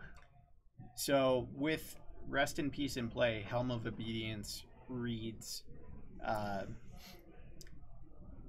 pay X mana, tap, target opponent puts the top X cards into their graveyard, or whatever comes first, and they all get exiled before they go to the graveyard. So no creature will be found, and the whole deck goes. Yeah. Here comes Marine Crusader before the bolt. But it's kind of interesting. Yeah, you have to bolt the Marine Crusader. Sure. But the Thalia is putting on a pretty good clock right now. Yeah, and worth knowing that the Snapcaster came in and was just a 2/1 ambush Viper, basically, and still unable to profitably block the Thalia, which is good for Brandon. HC Fox. Real D&T heroes have Cyber Commander Archangel Avacyn. I should try that.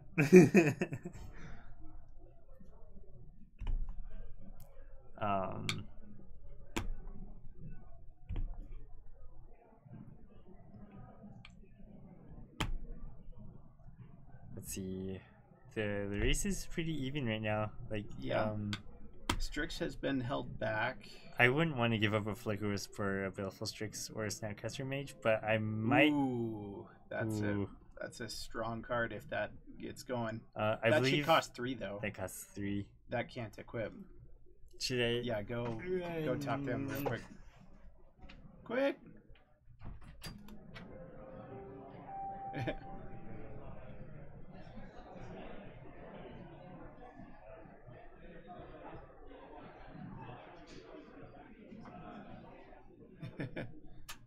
Get him.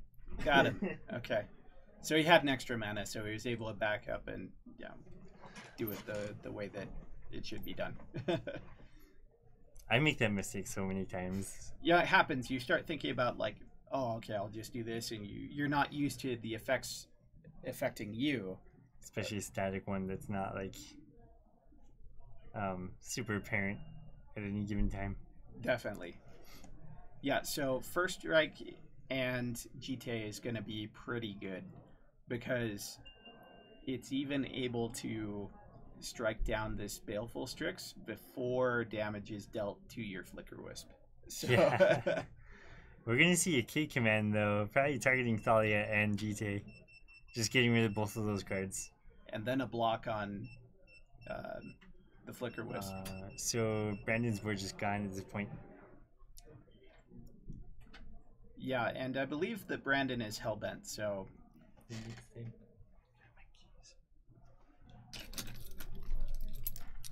That is a Jace the Mind Sculptor coming down for Bryce. Ooh, and that's going to be a pretty hard place for Brandon to get out of. He's going to need something pretty good here. Possibly... Well... That's a... Mirren Crusader is not horrible, but it's not wonderful here. I don't think it's going to be enough. Jace. So it takes away Jace's activation. I think the clock is too quick. Yeah, he would have needed to find something something else to play with the Mirren Crusader. Well, Captain QC must not have hoped enough because Bryce won again. So 2-1 for Bryce. And that's going to do it for round 2. Very quick matches going on. That one took some time. That one took a little bit. But yeah, we've had a lot of quick kind of combo matches going on. And a lot more combo in the shop today than we've seen. Which is kind of cool. Yeah, especially with like a wide variety. It's kind of cool to watch the combo decks go up against each other. Yeah. Watching Painterverse Reanimator. Yeah. Painter versus Omnitel could be interesting. And we might have that next round. That might be one of our matchups. Be excited to see that. And then Bryce is just gonna come in here and say no, like, no combos. Well, here. the other option is we could have like Bryce versus Painter, and that could be an interesting one as well. That's true. An early Versus Painter control. servant Yeah. would be able to control with Pyroplasts, Right, but with Elemental Blasts. and on Grixis' side, you've got the counterspells and you've got the artifact hate, so kind of an interesting position to be in. So many good answers. Fatal Push kills. Fatal Push and Lightning Bolt kill Painter Servant too. Gen Ichiban, they're de-sideboarding. So you have a sideboard of 15 cards, which are cards that are not a part of your main deck, but are available to you to add into your deck games 2 and 3. And if you do so, you have to sideboard out cards. So that's what they're doing. What is your favorite word, Carry On Lynch? Curious. Yeah, they're just de-sideboarding. Game ready for the next Carrion round. Lich. Favorite word? What? Legacy? Legacy? Painter? Painter. Ah. I was close. Stick around, you'll probably see some. I feel like Yeah, we've seen some Painter today. I think he's 2-0 right now. We so might see some more Painter. Could definitely see some. Best deck in the format. To be debatable, but certainly powerful. Best deck in the format. Kind of one of the sweeter decks in the format. Isn't that not the case anymore, Matt? Can't you side in as many cards as you want? Yes, Yeah. you can side in, you can side up, but you have to at least have the same amount that you had before. So you have to have a minimum of 60 cards in your deck. But you could side up to 75, I believe. Oh yeah. You are correct. Playing against Mill, just throw everything in there. All these new rule changes. Yeah. Newfangled rules. Damage on the stack. Get off my lawn. Damage on the stack. Can't deal with that. Change. Just play Balowitz, yeah. Balowitz. You don't need a sideboard if it's all main deck. Yep. Do Balowitz players, should they get like a special role where they can have a bigger sideboard since they're playing with more cards? No. Like proportional sideboards. Wish targets. Yeah. Wishes used to be better when it was just everything like in Exile. So like for a while, like the Exile zone used to be like the equivalent to being outside of the game. So you used to be able to wish for cards that got exiled previously as on top of like your sideboard. So that's a good change. Yeah, you can have as many cards in your deck as you want. If you have a 300 card deck, though, it is pretty hard to shuffle. Yeah, that's the thing. Like in higher caliber tournaments, you're required to be able to shuffle it by yourself in a decent amount of time. You can't stall that way. It's looked down upon. Yep, Wydrog's got two.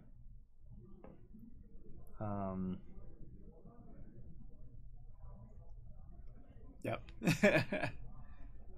All right, so it looks like we got our matches. Next round, round 3. And we do have the matchup we were talking about. We've got Bryce versus Lennon. So I think we should start there.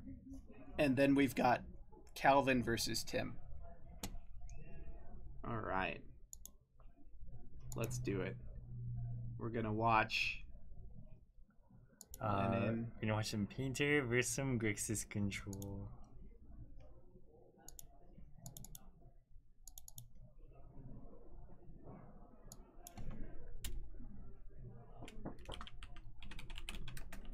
You want to grab that? That's a great thing. Lennon on red white Painter.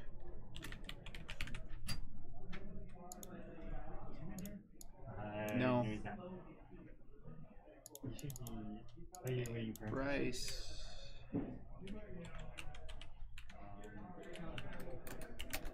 Grixis. Troll. I wonder if Tim left because he did grab his keys. Yeah, I I'm don't know. wondering why he's. Calvin's looking for Tim.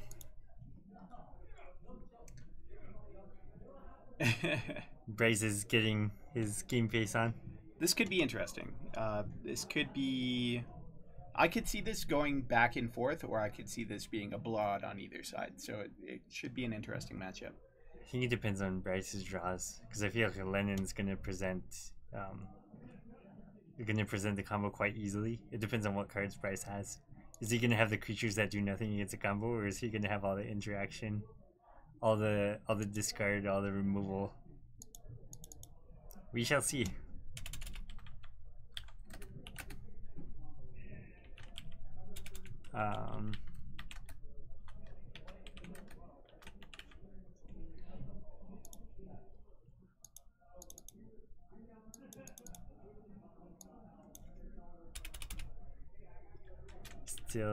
Still have Tim MIA here.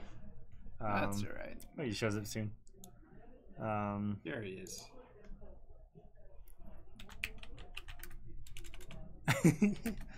HC Fox, are we talking about the manifestation deck or the manifest or whatever it's called?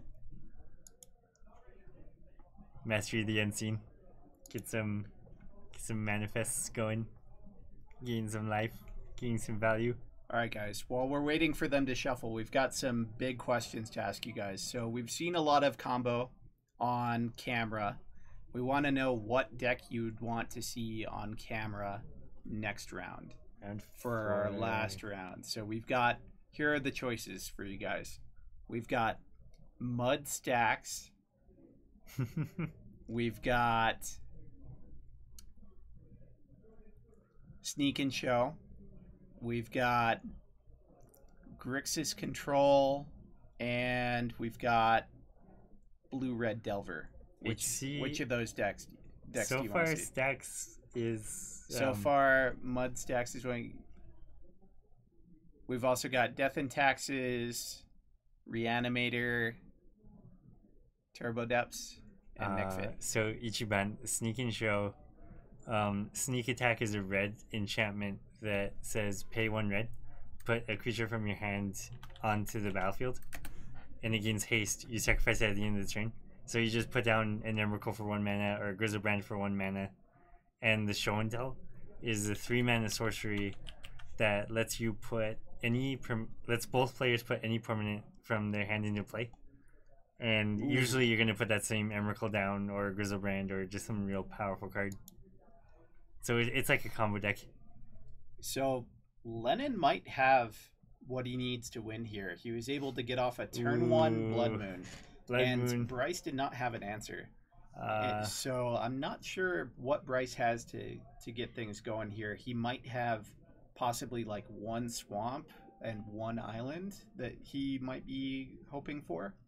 Was he not able to fetch before it came down? No. Interesting. Blood Moon's going to be showing off that City of Traders too, which is real nice. Because if that ever gets answered, I don't know how it gets answered, but Alright, so here's a lot of mana for Lennon. Crude Copter coming in. Little artist driving the smuggler's copter. Trying to smuggle some paintings. Let's see. If you're Bryce, I think you have to hope to draw some bolts here. But I don't know what else you can do at this point. Like, Blood Moon is just so... Yeah, it's a rough spot to be in. I'm not sure how Bryce is going to get out of this. He's probably just hoping for a little bit more information. See what's up. See what cards Lennon's playing. Right. Lennon could potentially still be on mono red, although it usually doesn't play fetches. So... and it looks like he's gonna run out an Enlightened Tutor here as well, so Bryce will get that info. Yeah, that's an interesting um that's an interesting decision for Lennon to make here. The discard on the goblin.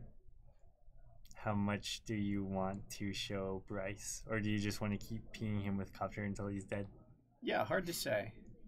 I think you gotta set up a faster clock, so maybe just going for the win is right. Because Bryce could draw into a bolt and really slow down your plan, and then you'd have to show him anyway. So why not just go for the win now? I think going for the win is fine. I think there's an argument to be made for either play, but I think going for it's probably better. Agreed. We're gonna see Blast. And Bryce kind of looking at his hand of do nothing cards and scoops it up. So quick game That's 1 to Lennon. 2 red elemental blasts. And Holding up that's that protection. exactly what you want to see if you are Lennon on a game like this.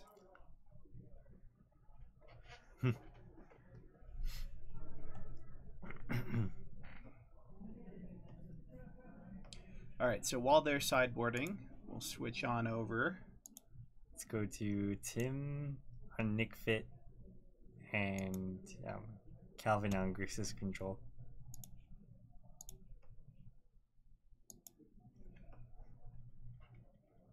All right, so Brainstorm coming in, or Ponder coming in here. It looks like thoughts he's got played, and that was what was seen. Looks like Thrun got taken. Ooh, main deck Thrun? I or believe is this game 2? I believe this could that's be game 2. in his sideboard. Yeah, I think this is game 2. So apparently, according to chat, we're making HC Fox and Captain QC really happy by showing Showing Bryce losing. HC Fox likes watching the Grixis Jammy Jams lose to Blood Moon, and Captain QC just wants to see Bryce fail. Makes lands blue, but they make red mana. Oh, that reminds me of this weird enchantment. What's the white enchantment that like changes every sort of color to tap for a different color? I think it's called like Naked Singularity or that kind of thing. It says all white taps for black, all blue taps for green, and like it just totally flips mana. That's pretty wild. Um, Alright, so Calvin brainstorms. Celestial Dawn. It's another one of those cards. I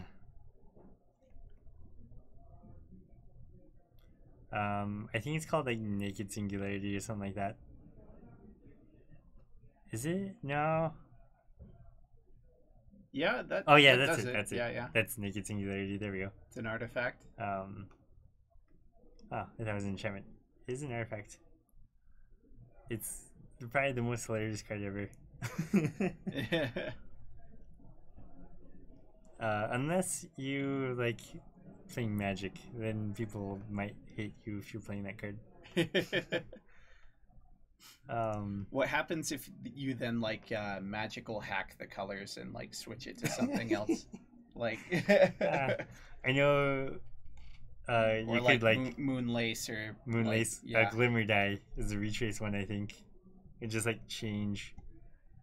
Generally Ichiban, yes, I keep calling you General. That's my bad. Ichiban, yes, it's legal. It's just I don't think it would be that great in this format. All right. Well, we're going to leave this here because these guys are getting ready to start, and we saw how quick that last game was, so we want to make sure we catch every second of it. Every second. So Price is like, okay, what am I going to do against goblins now? Like, I have no idea what happened there, but well, that's certainly not goblins, but I mean, there are goblins in the deck. They're just different goblins. Yeah. They tinker a bit more. We're more smart. More brain. More brains. Um.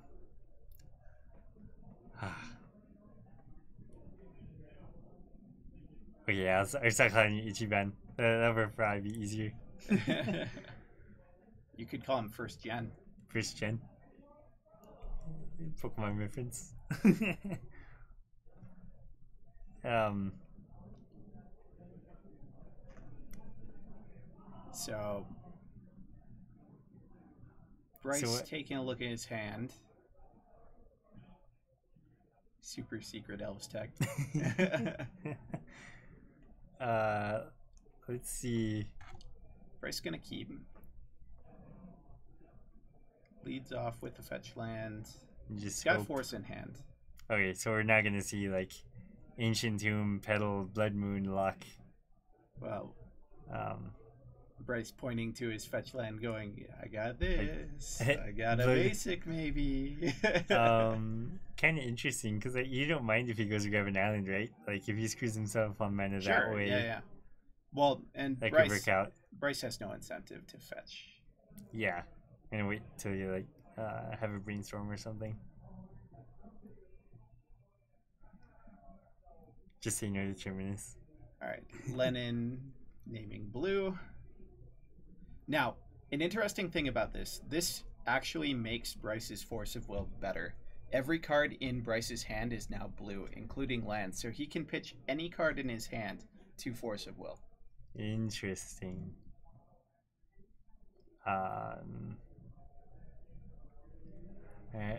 That's, I mean, based on the deck construction from Lennon, that's probably right to always name blue. Sure. It feels kind of bad. Yeah. All right, here comes a Hymn to Torak. It's exceptionally good card against these combo decks. Or it could be really bad, but I think it's really good in this spot. Yeah, Red Elemental Blast could also kill the Tomb, for sure.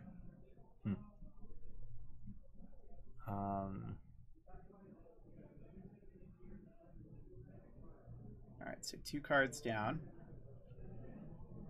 1, 2. Got a land and a Relic of Progenitus.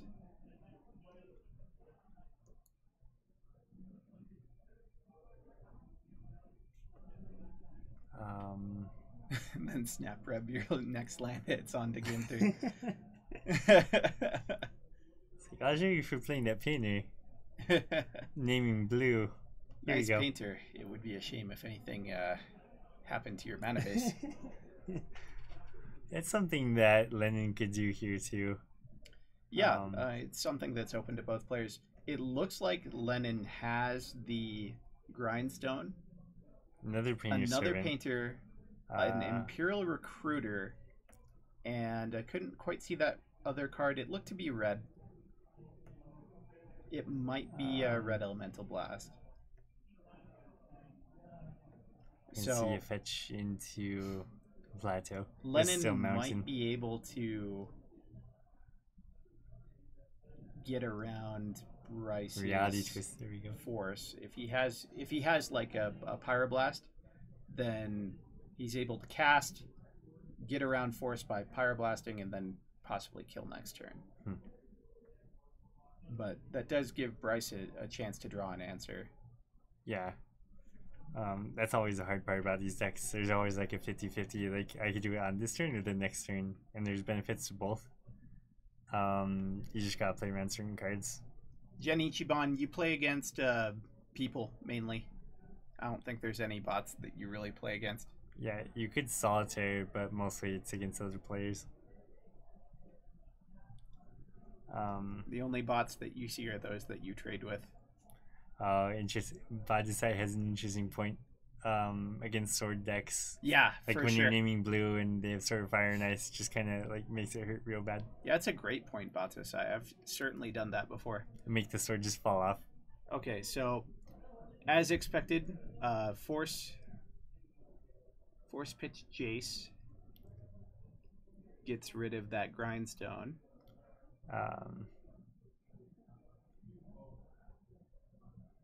And looks like Lennon might not have a lot of action left.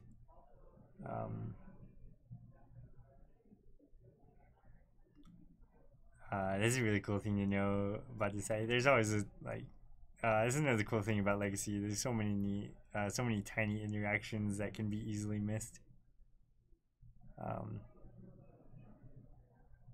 Oh, we have Enlightened Tutor too. Not sure if Enlightened Tutor. Enlightened Tutor is an interesting one. I think It could get Lennon's in there. thinking about playing a copter here and just trying to get in some damage and get some loots going. And I don't hate that play. Yeah, because it'll force Bryce to either answer the clock or answer the combo, and he'll be able to deploy both at the same time. Looks like he's not going to go for that line. Interesting. This might... Interesting. I'm not sure... Okay. I think this turn, I would have preferred to see Lennon play out his second painter. And then he's got backup painter in play ready to go for this Enlightened Tutor. Yeah. Yeah, you're right, Carrion Lich. I forgot. But either way, we're gonna see the Elemental Blast. Okay. Elemental Blast taking care of that Ancient Tomb. Interesting. Just like HC Fox wanted.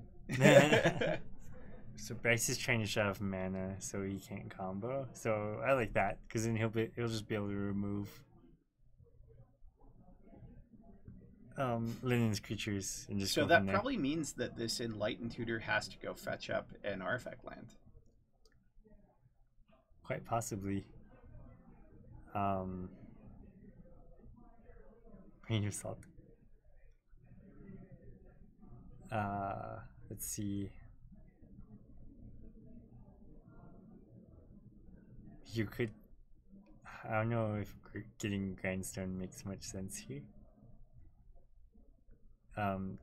Bryce is running out of cards, so getting the combo on quicker could be a plan.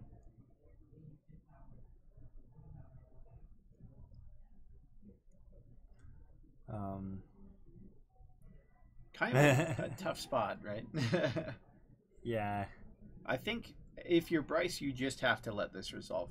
Because then you can always handle what they get, right? Like you hope. Yeah. The really kind of downside is if Lennon's been sandbagging or draws into like another Ancient Tomb or something like that, and he does just try to go for the combo, or like if he goes for even something,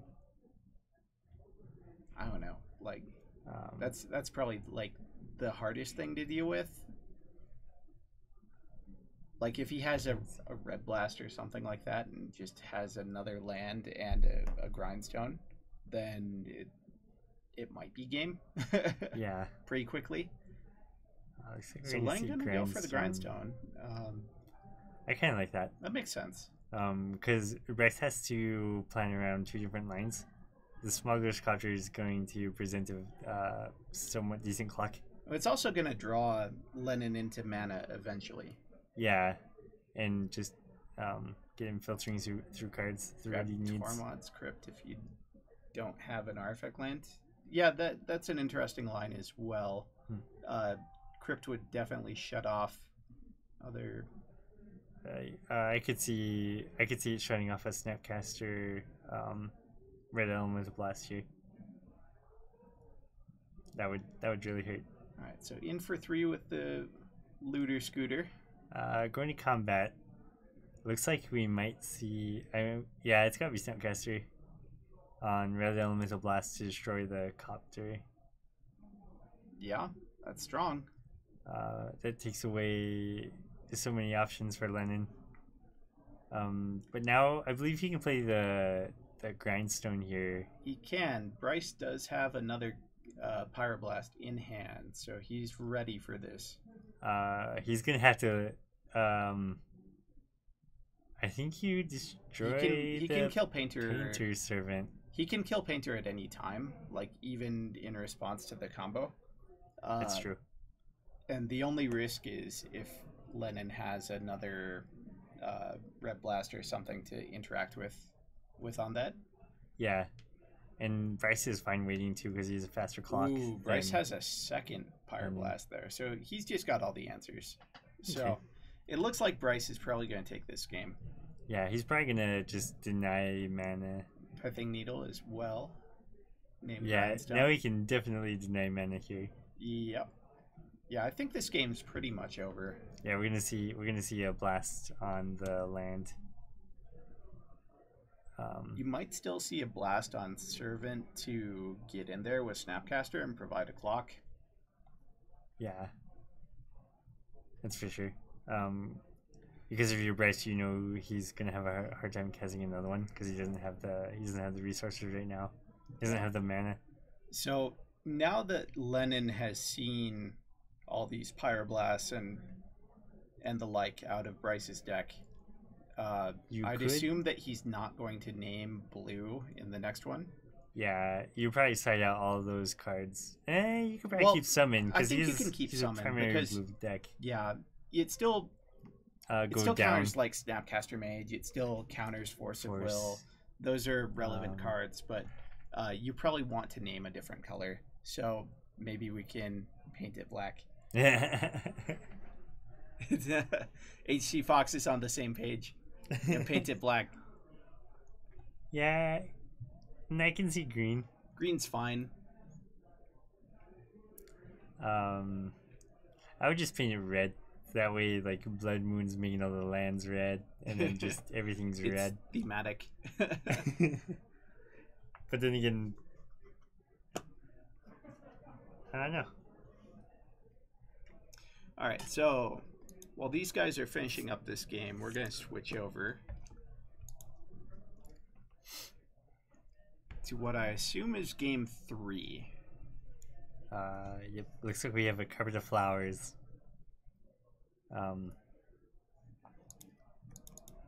On Tim's side. Paint it green, loses to Parish. I mean, Got him. got him. Paint it green, loses to Perish. That's a card you don't see very often anymore, Perish. I do enjoy some of the the color hit cards. Like They're great, aren't they? Like Core Firewalker's fun against red decks. What else is there? I miss the cards like Boil and Boil. Flash Fires and Chill, Choke. yeah. Another. What was it? The ones. Give me a second. Sphere of Law, yeah. Name red. No Life Painter's Force. decks running Dreaded Knights. Man. Oh yeah. That reminds me something like Life Force. The Flash Freeze. Flash Can't Freeze, target red or green spell. Death Mark. Death Mark. Green red creature. I love those cards. White for Sulfur Elemental, yep. Gross. Alright, so Flowers is going to provide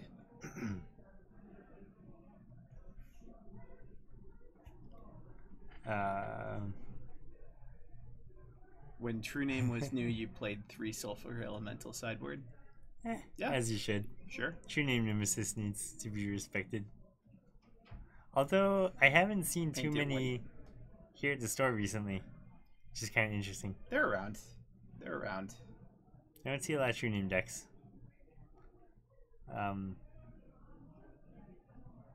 With that current meta, over the past couple weeks. Certainly not as many as there used to be, but A few weeks ago, they used to be a little bit more prominent.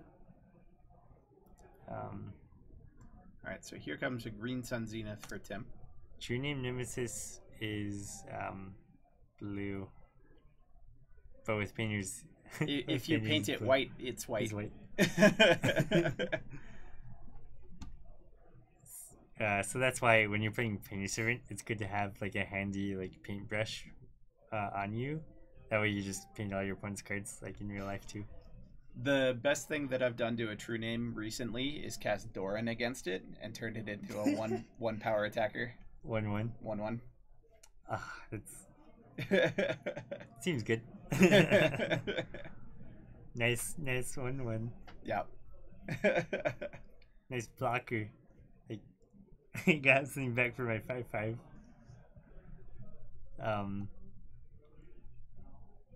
Yeah, Death and Tax is a really good deck. Doran's sweet. I've been messing around with the Doran resources. deck. I'm trying to get it to work.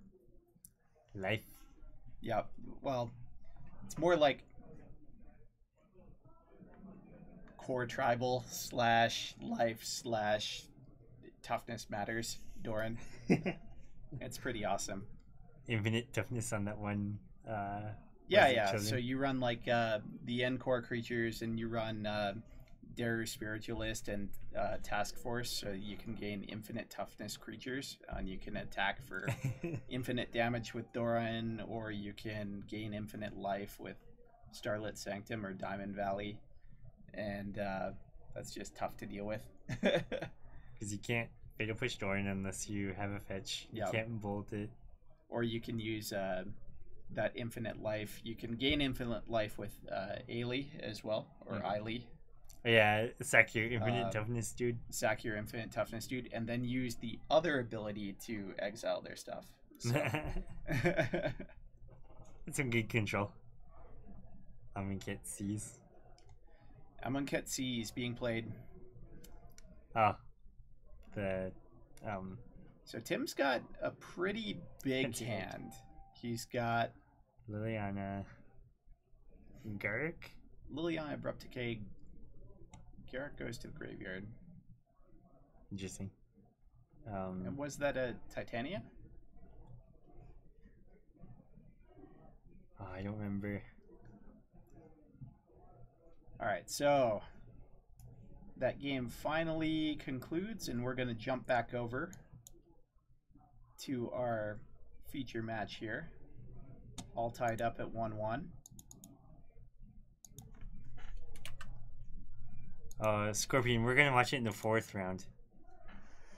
Don't you worry. Yeah, we're watching that next round. Don't you worry. We're gonna end the night off with some terrific stacks.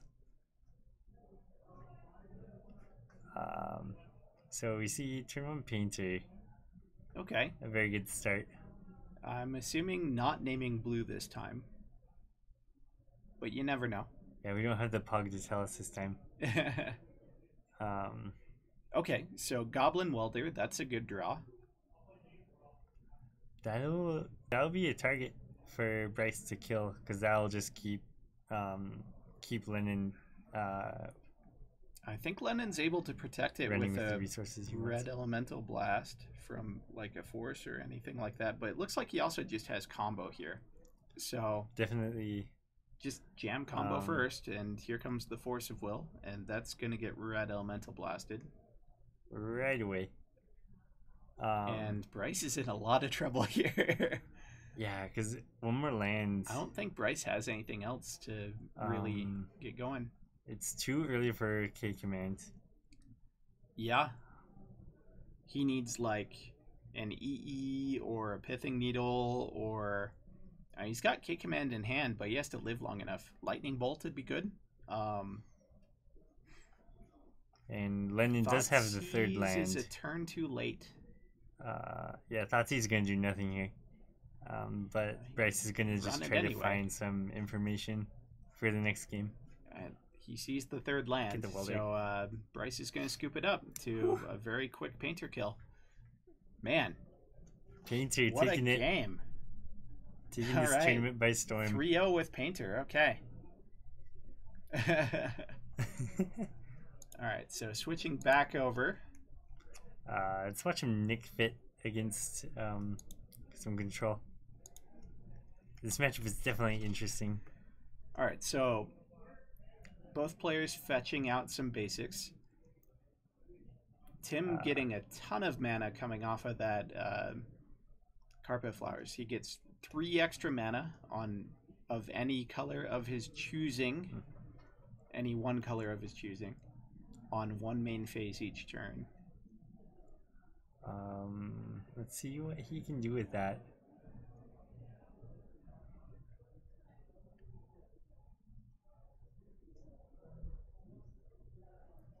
Yeah, some of those, like, I really like the way that the masterpiece lotus petal looks. I think that's my favorite. The cottage border is pretty nice. Karen Lich, you know what you can do? You can commission Bryce, and he will make you a masterpiece copter. Yeah, so Brian, if you ever see him on stream with Food Chain, he has Relic of Progenitus with the border, the masterpiece border. Yep. And they look awesome. HC Fox, I don't think he has Scarab God anymore. When I played it last week, he didn't have it in there. Antifa Lockhart, KC masterpiece. Ooh, here's a Carnage Tyrant coming down. That's a big boy. Ooh, that's gonna be tough to answer.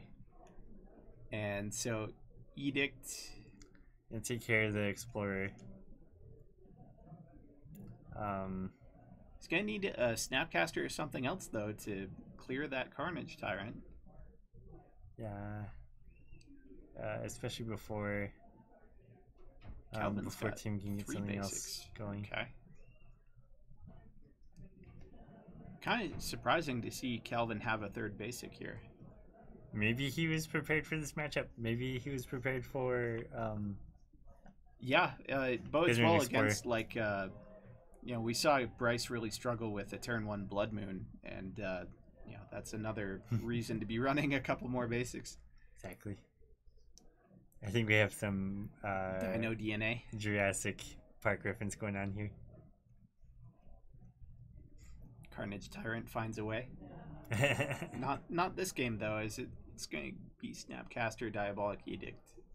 Oh, just you wait. Life will find a way. It's not over yet. Well, we do know that Tim has access to Eternal Witness in his deck, so that could potentially be a good one. He's got a ton of mana right now. He's kind of at the mercy of his top decks. And I think he's going to get Kulgan's commanded here on draw step. So we're going to see the Tarmogoyf get discarded, and he's going to take 2 damage. Calvin untaps. A little bit rough. Swings for 3, putting Tim on a 3-turn clock here. So if you're Tim, the best cards you could draw would be probably Grave Titan. Grave Titan would be good. I wouldn't hate to see a Green Sun Zenith.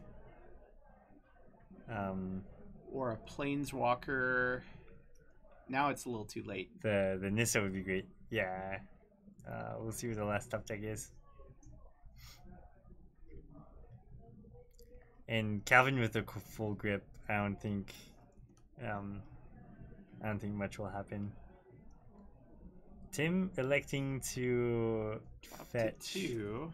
I'm not sure if I agree with that, because if he finds a blocker for the Snapcaster, sure, then you're taking a turn potentially off your clock. Might not matter. Might matter. Yeah. Also, Calvin you don't has need the this. mana. I guess it's deck thinning. It's either way. Looking pretty grim. Tim needs something good. The Nissa, the blue-green Nissa would be good. That's lethal. Pernicious Deed would be good. If he runs like a Thragtusk or something, that'd be great. Thragtusk would be good. Choke is not good. So not gonna do it. Tax for lethal, and Calvin takes the match. All right. So it looks like our finals matchup, our undefeateds, will probably be Calvin. So Painter. Calvin on Grixis versus Painter. Lennon on Painter. And then we're going to get Stacks for you guys as well. So Stacks is going to be in our feature match as well, regardless of their position in the tournament. so we can provide you guys with a little bit extra, a little bit of stacks action. Just a little start to this great 3D weekend coming up for you guys. Oh yeah. I'm excited. Painter just can't catch a break. I mean, Painter did pretty well against it last round, so you know, he did his Lennon magic. just needs another start like that, and he'll be fine. It's for sure. Yeah. That's the thing about the combo decks. Sometimes you just steal games out of nowhere. Oh yeah. Well, thank you guys for joining us, and we really appreciate having you with us here. We've got a little bit of time to kill in between the rounds, but we're going to stick with you the whole time. If you guys haven't already, you can follow or subscribe, and that will give you notifications of when we go live. We do this twice a week on Tuesdays and Fridays, 4-round tournaments each time, and we're starting to ramp up our content outside of the paper streams as well. We're starting to add on a little bit with some moto streams and stuff like that. So we'll keep you informed on that as well as that gets more and more. Fun times. But we really enjoy you guys hanging out with us. We know there's a lot of places you could be on a Friday night, so it's awesome that you're here with us. It's definitely fun times. Also, who doesn't want to be a hero? If you subscribe, you're officially a hero. Fact. You are a hero if you subscribe. In fact, we had 2 resubs today already. We had Batosai and Jorgensen come through, and they're heroes again. Because they're always heroes, man. Always heroes. Always looking out for us. Those are some good guys right there. Keeping the skies clear. I'm excited to watch some stacks. Oh, me too. I love stacks too. I am with chat on this one. We got some stacks coming up. Got some more Painter coming up. So we did see that Calvin has 3 basics in his deck, and that will do a decent amount to be able to beat through Blood Moon and probably be a little bit better suited than Bryce was against them. Euros. Euros. Delicious. Euros, so good. I had a Euro yesterday. It was amazing. I'm not a big fan. I just don't like the flavor, but if I have to, it's not bad. Fair enough. Oh, let's not talk about food. I'm so hungry. Yeah. Oh, man. Yay. So Calvin does have 3 basics, which is going to provide him with a way to fight through a little bit better, and he can kind of progress. He can work with it, right? Like, it's not ideal, but he can set up his mana in a way that it works. Yeah. So he can still play cards like Baleful Strix and get in for damage. He can play Snapcasters. He can play his cantrips and be able to play magic. Yeah. It's pretty vital. Okay. Colin. All right. So we got matchups. People finish quick. That's awesome. All right. And we'll see if Calvin's able to. A turn 1 fetch would probably be the strongest against that. I like it. HC Fox. Eurocopter. It does. It sells itself. I would definitely buy from a drone that sold Eurocopters or gyrocopters. Ay. I would do that. I would definitely do that. So, and then we've got Kevin versus Colin. And Kevin is our stacks player. And Colin, we saw before, is on Reanimator. So that could be an interesting one. I'm not sure that that's a terribly good matchup for stacks. Yeah. I think it's a little bit quicker than what they want to deal with. But we'll find out. It'll be easy for the Reanimator deck to sneak in. But that's where we're gonna start. Turn 1, Chalice on 1. is what I imagine you'd want Turn 1 Chalice on 1. in that matchup. Yeah, I think Sex does do that, right? we'll see. Moose drones in Canada? That's scary. Moose drones would be very scary.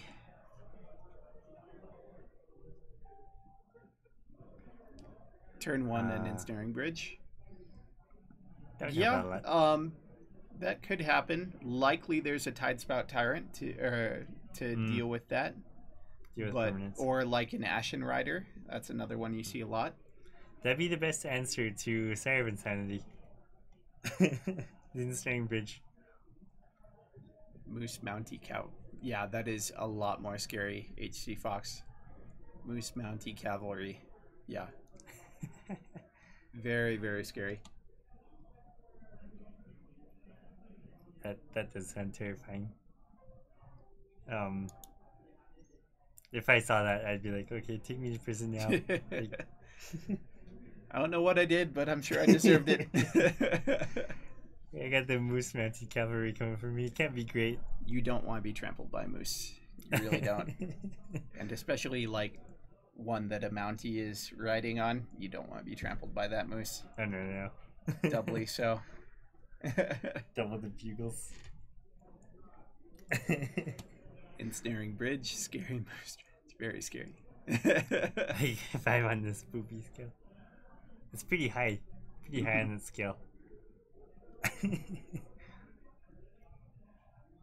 So we're just waiting for players to sit down, and then we'll get going.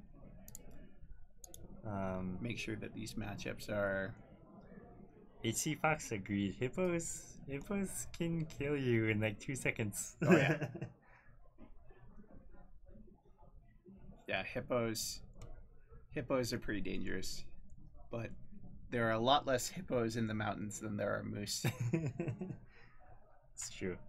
I mean, the thing you have to worry about hippos, just being hungry. Oh, so very hungry. Is hungry hippos. Mm-hmm. Oh yes. I want to see new snowlands. That'd be interesting. It's been a little while since we've had like a Cold Snap type of set, but it's kind of like, I don't know, Cold Snap itself was a really weird set in general, and was kind of poorly received at the time. So I don't think that there's much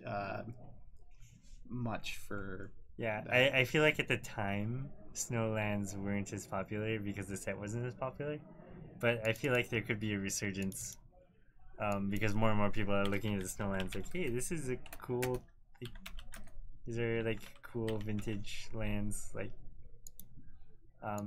I think a lot more people will want snowlands later on. I wasn't able to play a lot of I don't remember a lot of Cold Snap. I remember the cards like Flash Freeze and Death Mark and that kind of thing. I just don't remember it making that much of an impact. The coolest thing I remember about Cold Snap was like the ripple effect cards where you'd like thrum through 4, like the thrumming stone. Yeah, but like just like ripple 4 and ripple 4 and ripple 4 and ripple 4, and like I had a friend who drafted a deck that had like 7 or 8 of those ripple 4 cards in it, and like just drafted them all and just like went boom. I get to play all these. I think it was the discard one. The discard one? But like so you just make him discard your hand. Yeah. And discard your hand. Alright.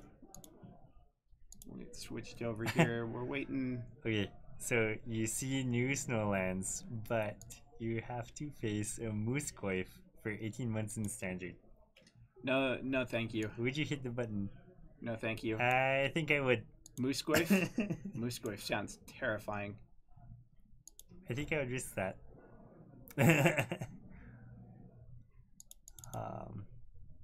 Moose coif? Terrifying.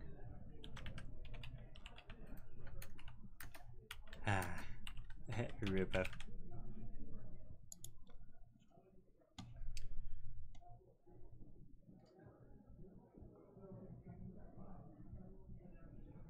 That's a moose to counter. Oh man, puns. The puns are All starting. right, so the matchup that we want to watch, the Stacks matchup, those guys haven't started yet. So in the meantime, we're gonna float over here and watch some Painter versus Grixis Control just to kind of see what happens. As soon as the match starts, though, we'll switch over to Stacks. So we see a fetch, but it is not a blue fetch, which could be strong if Lennon has a Blood Moon here. But we shall see if he has it. So we got some Painter stuff going on. Grabs Painter.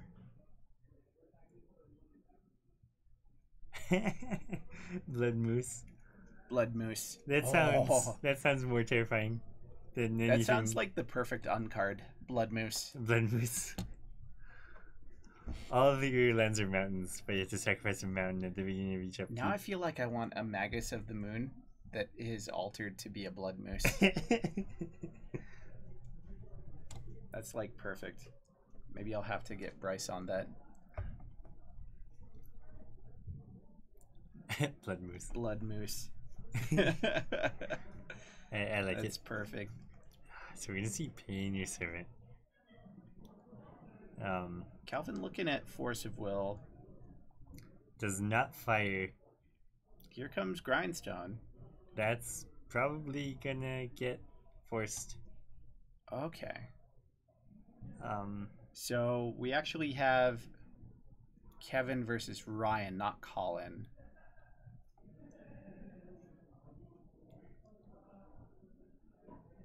And Ryan's on playing Black Red Reanimator.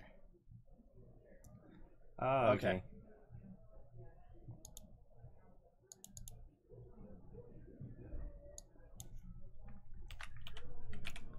Cool. All right. So Kevin chose to pitch Jace to the Force of Will to counter the. Oh, what was it? Oh yeah, he went for the Grindstone. Oh yeah, Red Elemental Blast off of Simeon's Spirit Guide was able to handle the Force of Will. Yeah, and Calvin was able to bolt to be able to get things under control. Lennon's still just one combo piece away, though. He doesn't have mana to trigger it too immediately. Hellbent.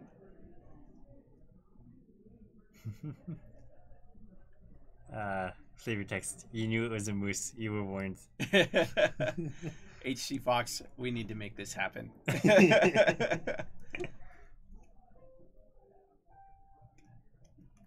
Let's see.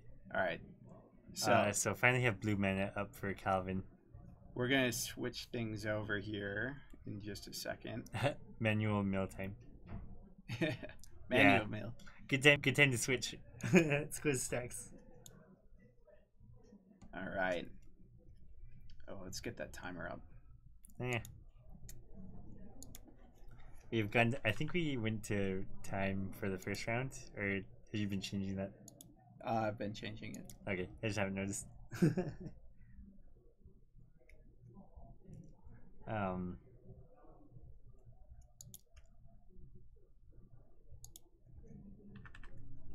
me get started. So I see Trinisphere, Ensnaring Bridge. Trinisphere could be really good. If you can get that down real fast, Trinisphere could shut down a really fast start from Ryan. All right. Kevin looking at the scry. So the thing that you don't want to see if you're Kevin is just like the turn one nut, right? You don't want to see them be able to. Well, that's not as bad as it looks. So that's true. He's both of those effects will only tax the first spell played. So it really is only like spell piercing your first spell played, which is not a horrible spot for Kevin to be. And it kind of gives Kevin an idea of the right game plan to go for here. Ryan with the discarded Gristlebrand at end of turn. So Looks like this is going to be a City of Traders, and Kevin can run out a spell into this just to get countered. Looks like it might be a Ratchet Bomb. Yep. So that's going to die, get rid of both those counters, and then as long as Ryan doesn't have exactly a reanimation spell here, which it looks like he might, but let's see it. If he doesn't, then Kevin has a very good shot of running away with this game. For sure. Did you see a smokestack in Kevin's hand? Sure. That could do some work. Yeah. He's gonna need another land for that to get going, but it is definitely a way that this game could go in Kevin's favor. Even if Ryan did get Grizzlebrand on the board this turn. Alright, so here comes an Unmask. Ooh, gee, another Grizzlebrand. I don't think that really affects Kevin too much. I think Kevin's okay with that. Ryan just probably really wants to find out what's going on. Yeah, so I think if this Trinisphere, like if one of the Trinispheres resolves, Ryan's going to have a really hard time getting anything to happen. He's gone way too slow to make that happen. The thing here is that I believe Ryan has a Cabal Therapy in hand. So now he's going to be able to therapy away both Trinispheres and leave Ryan with only the smokestack. And that's going to be a rough spot. Interesting.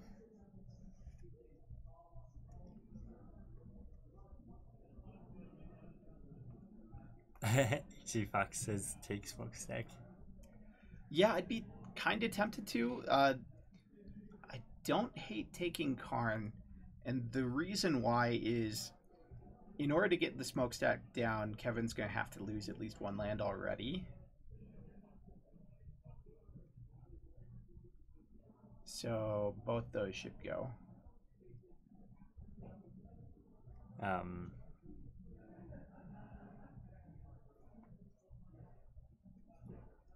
Yeah. Can you tell Kevin that both of his Trinispheres should be gone? Yeah, back.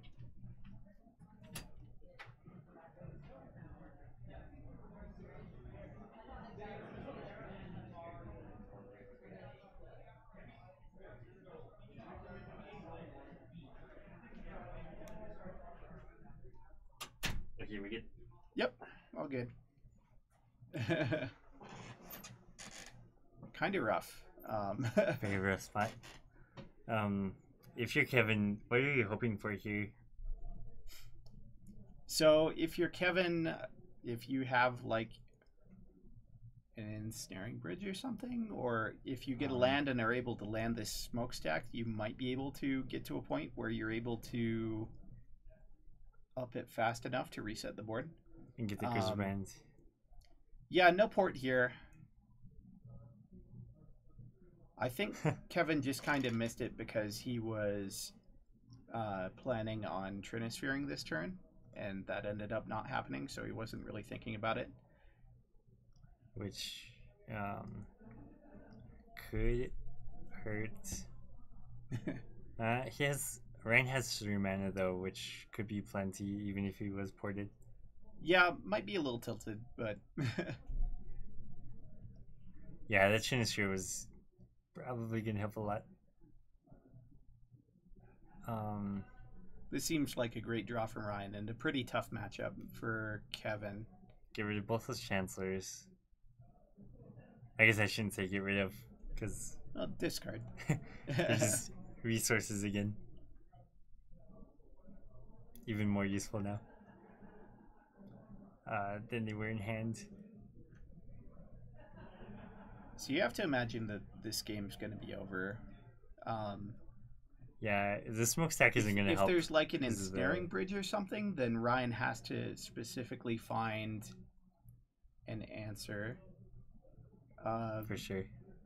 Reanimate on the Chancellor. Okay. It's going to present a turn, 2-turn clock. I don't think Kevin can pull out of that. There's an ensnaring bridge. He needs one more mana. Yeah, it's going to get countered. That should be countered. But it is a trigger, I believe. So Ryan could miss it. I don't know. He's not going to miss it. Yeah. And that's it. That's it. So Ryan takes game 1 pretty quickly. And we'll jump over to the other match while they shuffle and sideboard. And it looks like we're on game 2 over here. Double relic. It's interesting. Calvin took game 1.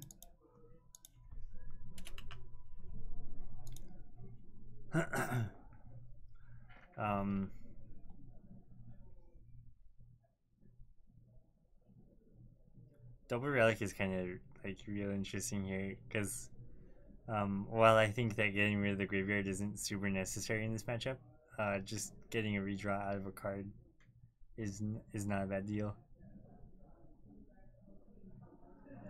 It's probably more useful than other cards in this matchup. And maybe Lennon will have readjusted after our last match when Paying Your Servant naming blue wasn't the best, so maybe he brought in relics over some of those cards. For sure. And relic does at least draw cards, so it's not entirely dead. It is able to also keep Snapcaster shenanigans from going on. It's able to kind of keep things at bay. Draws a card. What's not to like? You can rebuy it. It's an artifact for Goblin Welder. Yeah. Oh. Engine. Draw engine. Yeah. I could agree, carrying on that Surgical Extraction is probably the best graveyard removal. But in Lennon's deck, he's more based on artifacts. Enlightened Tutor could go get Relic. Welder can get Relic out of the graveyard. I think it's more synergy. It'd be more interesting to see like why Relic over, say, like Tormod's Crypt or something like that, which is also an artifact. It's fetchable. It costs 0 mana to put into play. It doesn't draw a card, but it is a little bit faster and might help you up in more matchups like the Dredge matchup, like Reanimator, stuff like that, where you can just get into play very quickly and cheaply and keep it there. Yeah, I think the thing I like about Relic of Genius is how flexible it is. Because you don't have to get rid of it immediately. Certainly fine. Yeah. But it's not as fast, so it kind of depends on what you want.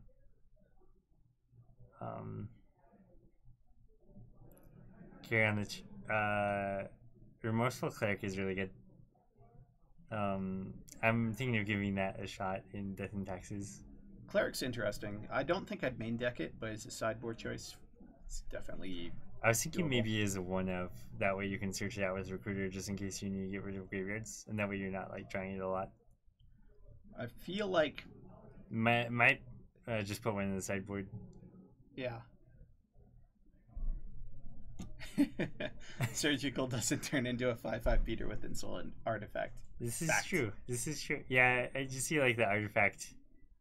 I think you want Relic over Relic or Crypt over Surgical in that deck. It's a Lightning X every turn for free.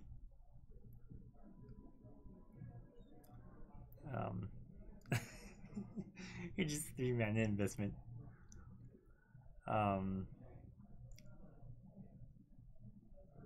So we have the clock. We have Baleful Strix is going. All right. So while these guys are figuring out who's the beatdown, we're going to transition back over here to our feature match of Stax versus Red Black Reanimator, as they've just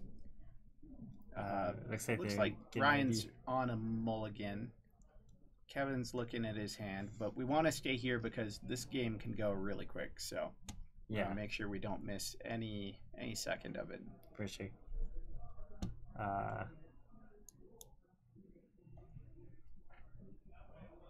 Hannah's Custody. That'd be an interesting one. Not sure that card is.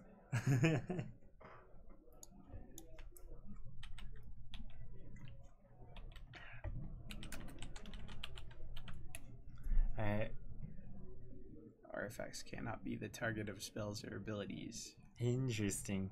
For 2 and a white. Just like search it up. shutting off Colligan's command. It'd be interesting.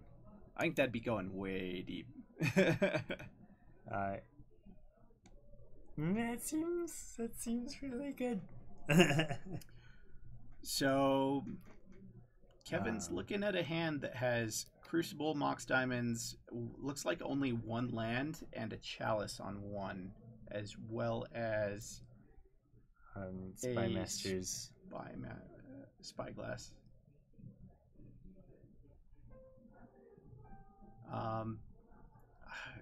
That's I don't think you can. I don't think you can keep that. Yeah, I think you gotta go with 5. Yeah, I don't think you can keep that. You need more mana. 1 land, it's a keep. He's got 1 land.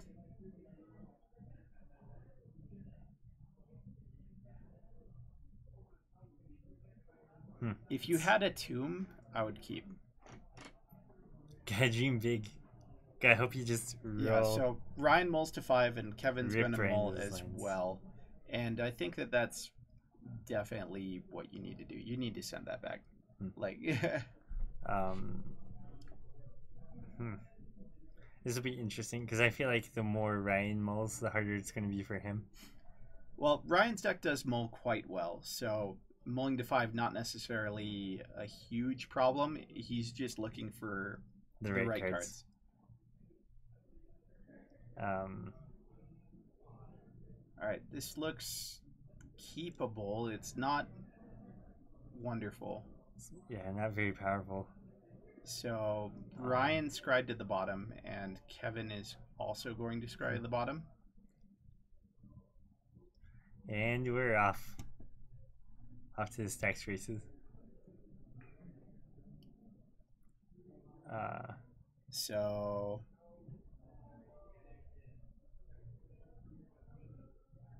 I think Kevin's asking if there's any pregame effects, and we're off to the races.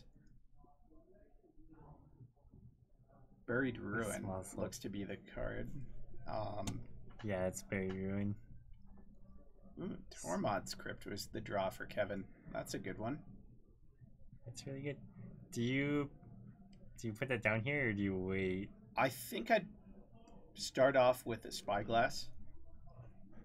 Okay, get some more information first. Yeah. Kevin's going to do that as well. So this forces the fetch, really. I don't think it can name lands, but I think that's what Ryan's checking out right now. Because like I think all the newer cards are specifically non-land card. Yeah, it's gotta be non-land.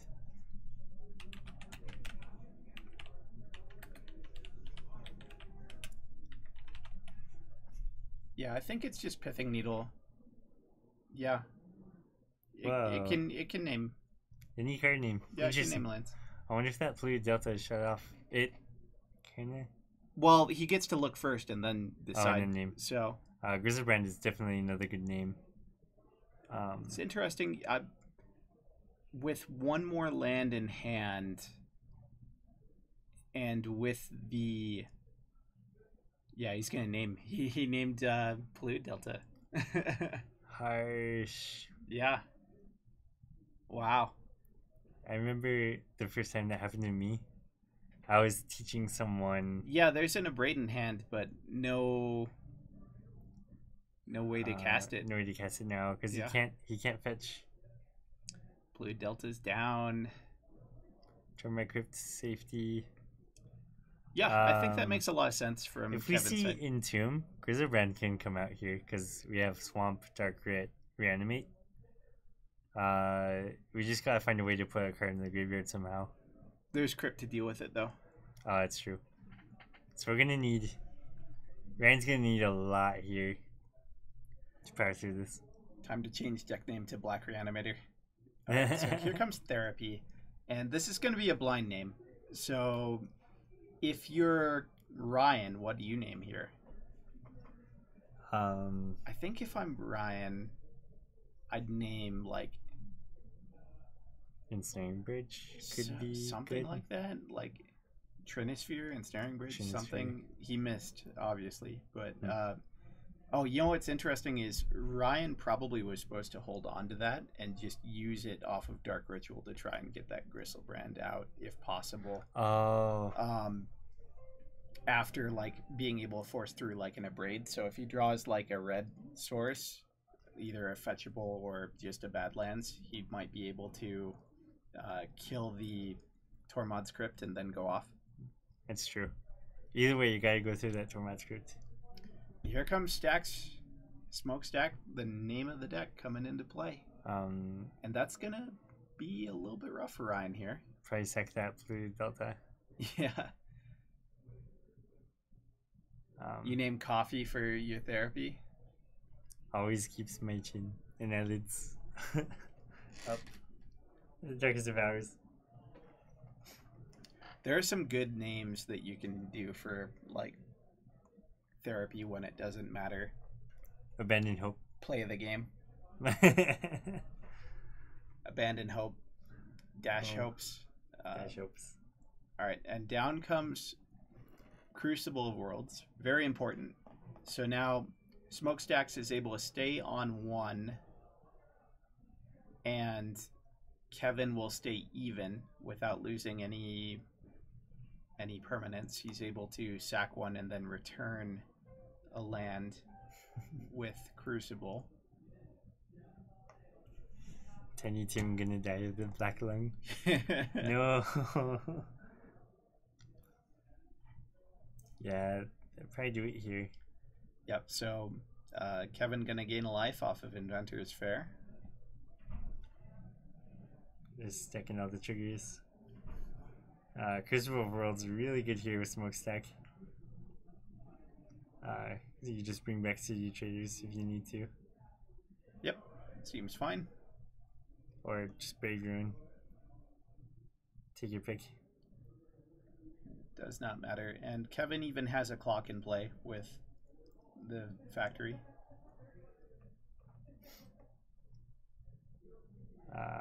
Getting in for 2. It's gonna be 10 turn clock. Still clock. still very much a clock. Ryan sacks his swamp. And is going to scoop up the game. So Kevin takes game 2 and we'll see you game 3. Sweet, sweet. Let's see if our backup match is still added. And they are. Turns out Beautiful Strix isn't the fastest of kill conditions.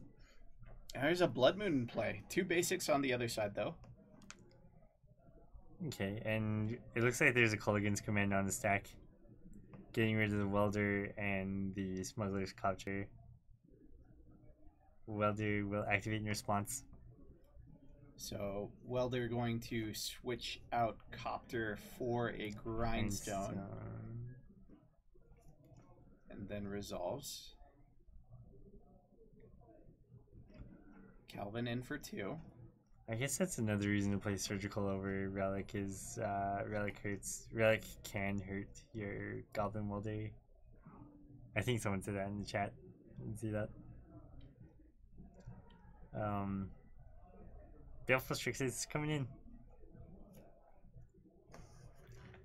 Yeah, Smuggler's Copter seems decent in that deck because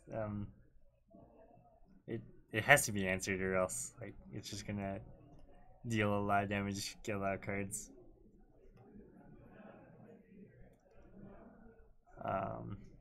So activate Relic, draw. Hoping for a good one there. I think it's us, Smugglers. So we have Smuggler's Copter, Relic, and Pyroblast. Just gonna play a Relic. Relic pass turn. I'd say he needs to answer these Baleful Strixes, but he really doesn't. He's got some time. He's before gonna he's have just to dead. eventually. It's true. It's true. So here comes Pithing Needle, and that's a Ooh. pretty good one. That hurts. Now, Lennon might not care too much about this because he does have the Pyroblast in hand, so he can name blue, and then he can hit the needle with the Pyroblast. Okay. But what that does do is that would turn on the Force of Will in Calvin's hand. That's true. So Lennon really just needs to draw another answer. Either Just going for Smuggler's Culture. Calvin not forcing that. So Baleful Strixes are pretty good against the Culture. for sure. Copter is at least going to get one loot down, though, if Lennon finds another creature. So Lennon's got to feel pretty happy about that. Yeah, definitely.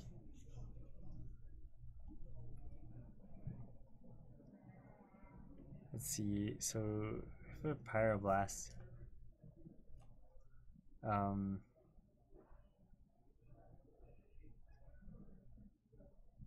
Yeah, there's a bolt in hand for sure. Another Copter.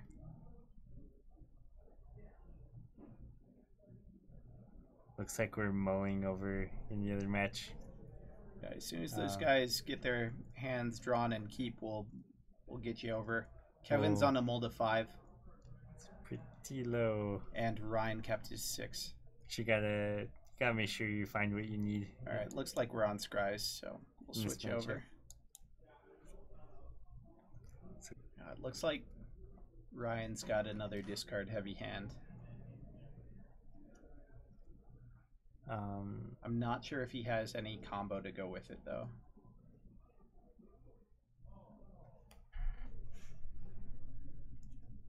It's only 4 cards. Let's see. So he's definitely got Unmask and he's got Therapy.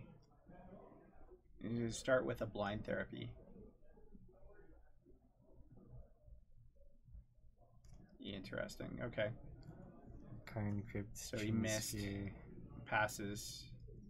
I think if you ran, I think if you're gonna target Kevin with the Therapy, I think you're gonna name Tormod's Crypt after you saw game 2. Yeah, and here Kevin gets to run out Crypt and pass.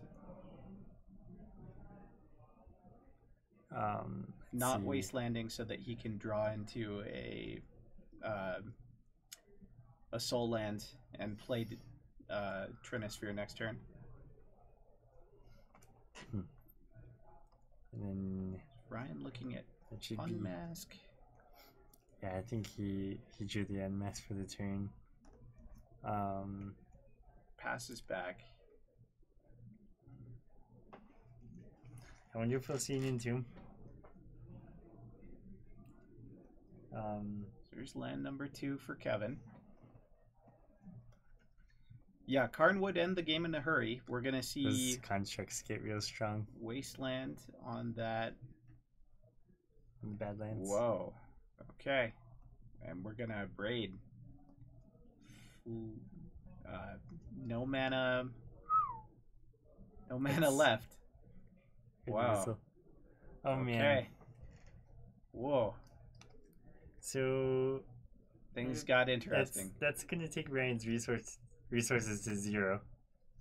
And Kevin won't be able to do that much for a while either. So I can see why Ryan would want to do that.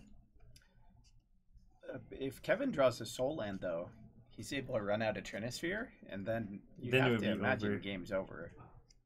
Yeah. Ryan getting up to 4 mana without the ability to do much. Looks like he's not there yet. No lands drawn for Ryan yet either. This is a rough spot. It's kind of the gimpiest of gimp fights. I guess that's what you expect to see when Okay. when All right. Stacks is in Chalice on play. 0. I like that play by Kevin. That's gonna stop Lowe's pedal. 3 of them possible.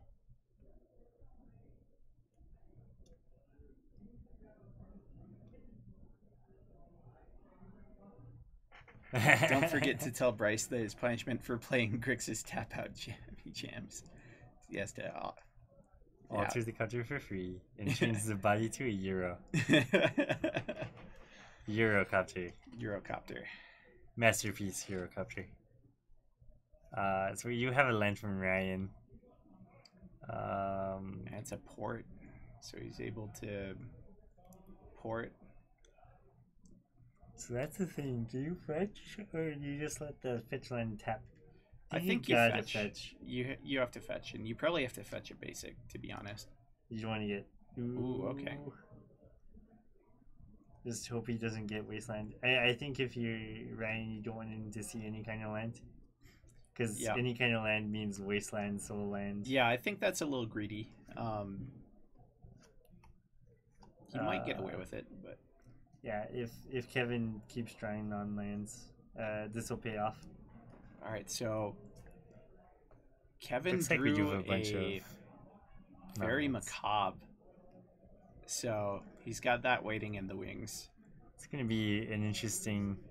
I mean, looks like a couple ensnaring bridges as well. So Kevin is really well set up. If he does draw into his third land, he should be able to get things going.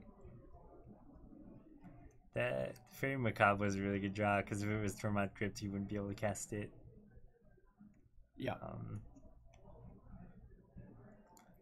That's why I'm not sure about the Chalice on 0.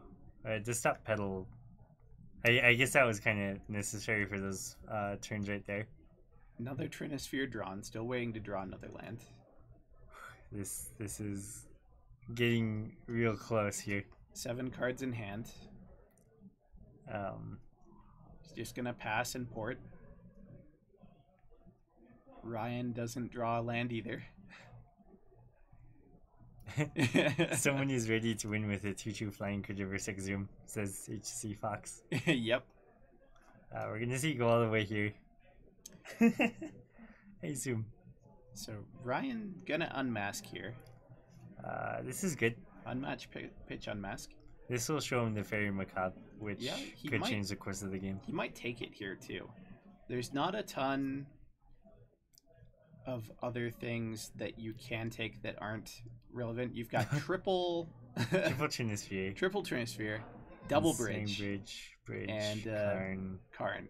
So your choices really are Karn or Fairy Macabre. Because Trinisphere you can't take, bridge you can't take. Yeah, I like taking Fairy Macabre.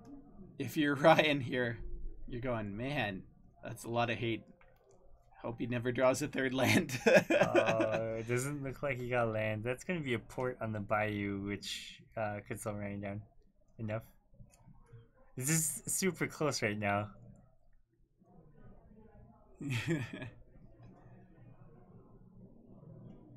What a weird game. Carry on, which says your choice is prayer. You have to like pray they don't get it.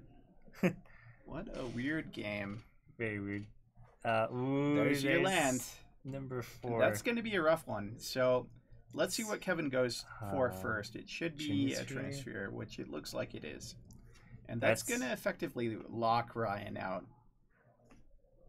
to the point where this Karn should It'll win. take 2 turns. That should be game.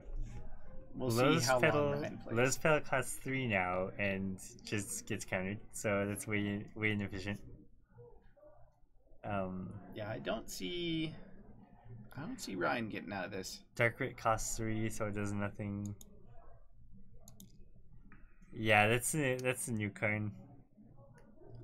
The new Karn is super good. Super good in a lot of decks. I think that's game. Yeah, that should lock it out. Karn kills fast, but the cool thing about Karn is that he can go grindy too. Alright. You get so many cards. I think that's over, so we're going to switch back over here. We got some double coptering going on. We've got that same board state. Uh, Both the Grindstone.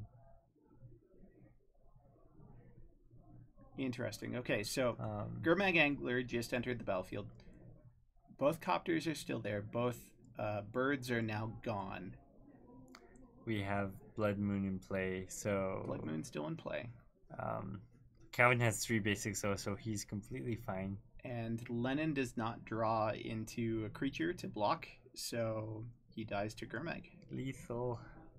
Now we get to see if that was game 2 or 3.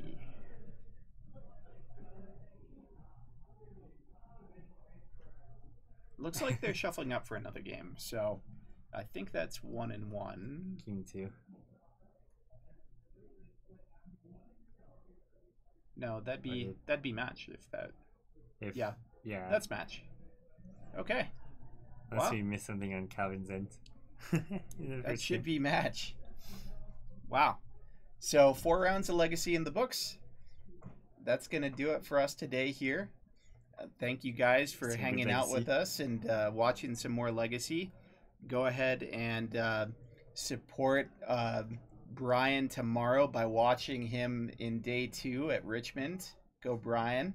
Go, Brian. And we hope to see you guys here for Tuesday is going to be our next Paper Legacy tournament. So Get some more Legacy in right after the 3-day weekend. Like, exactly. It's like a 5-day weekend. 5-day weekend of Legacy. Man, Legacy never stops. It's awesome. Never is. Thanks, guys. We'll catch you later. Peace.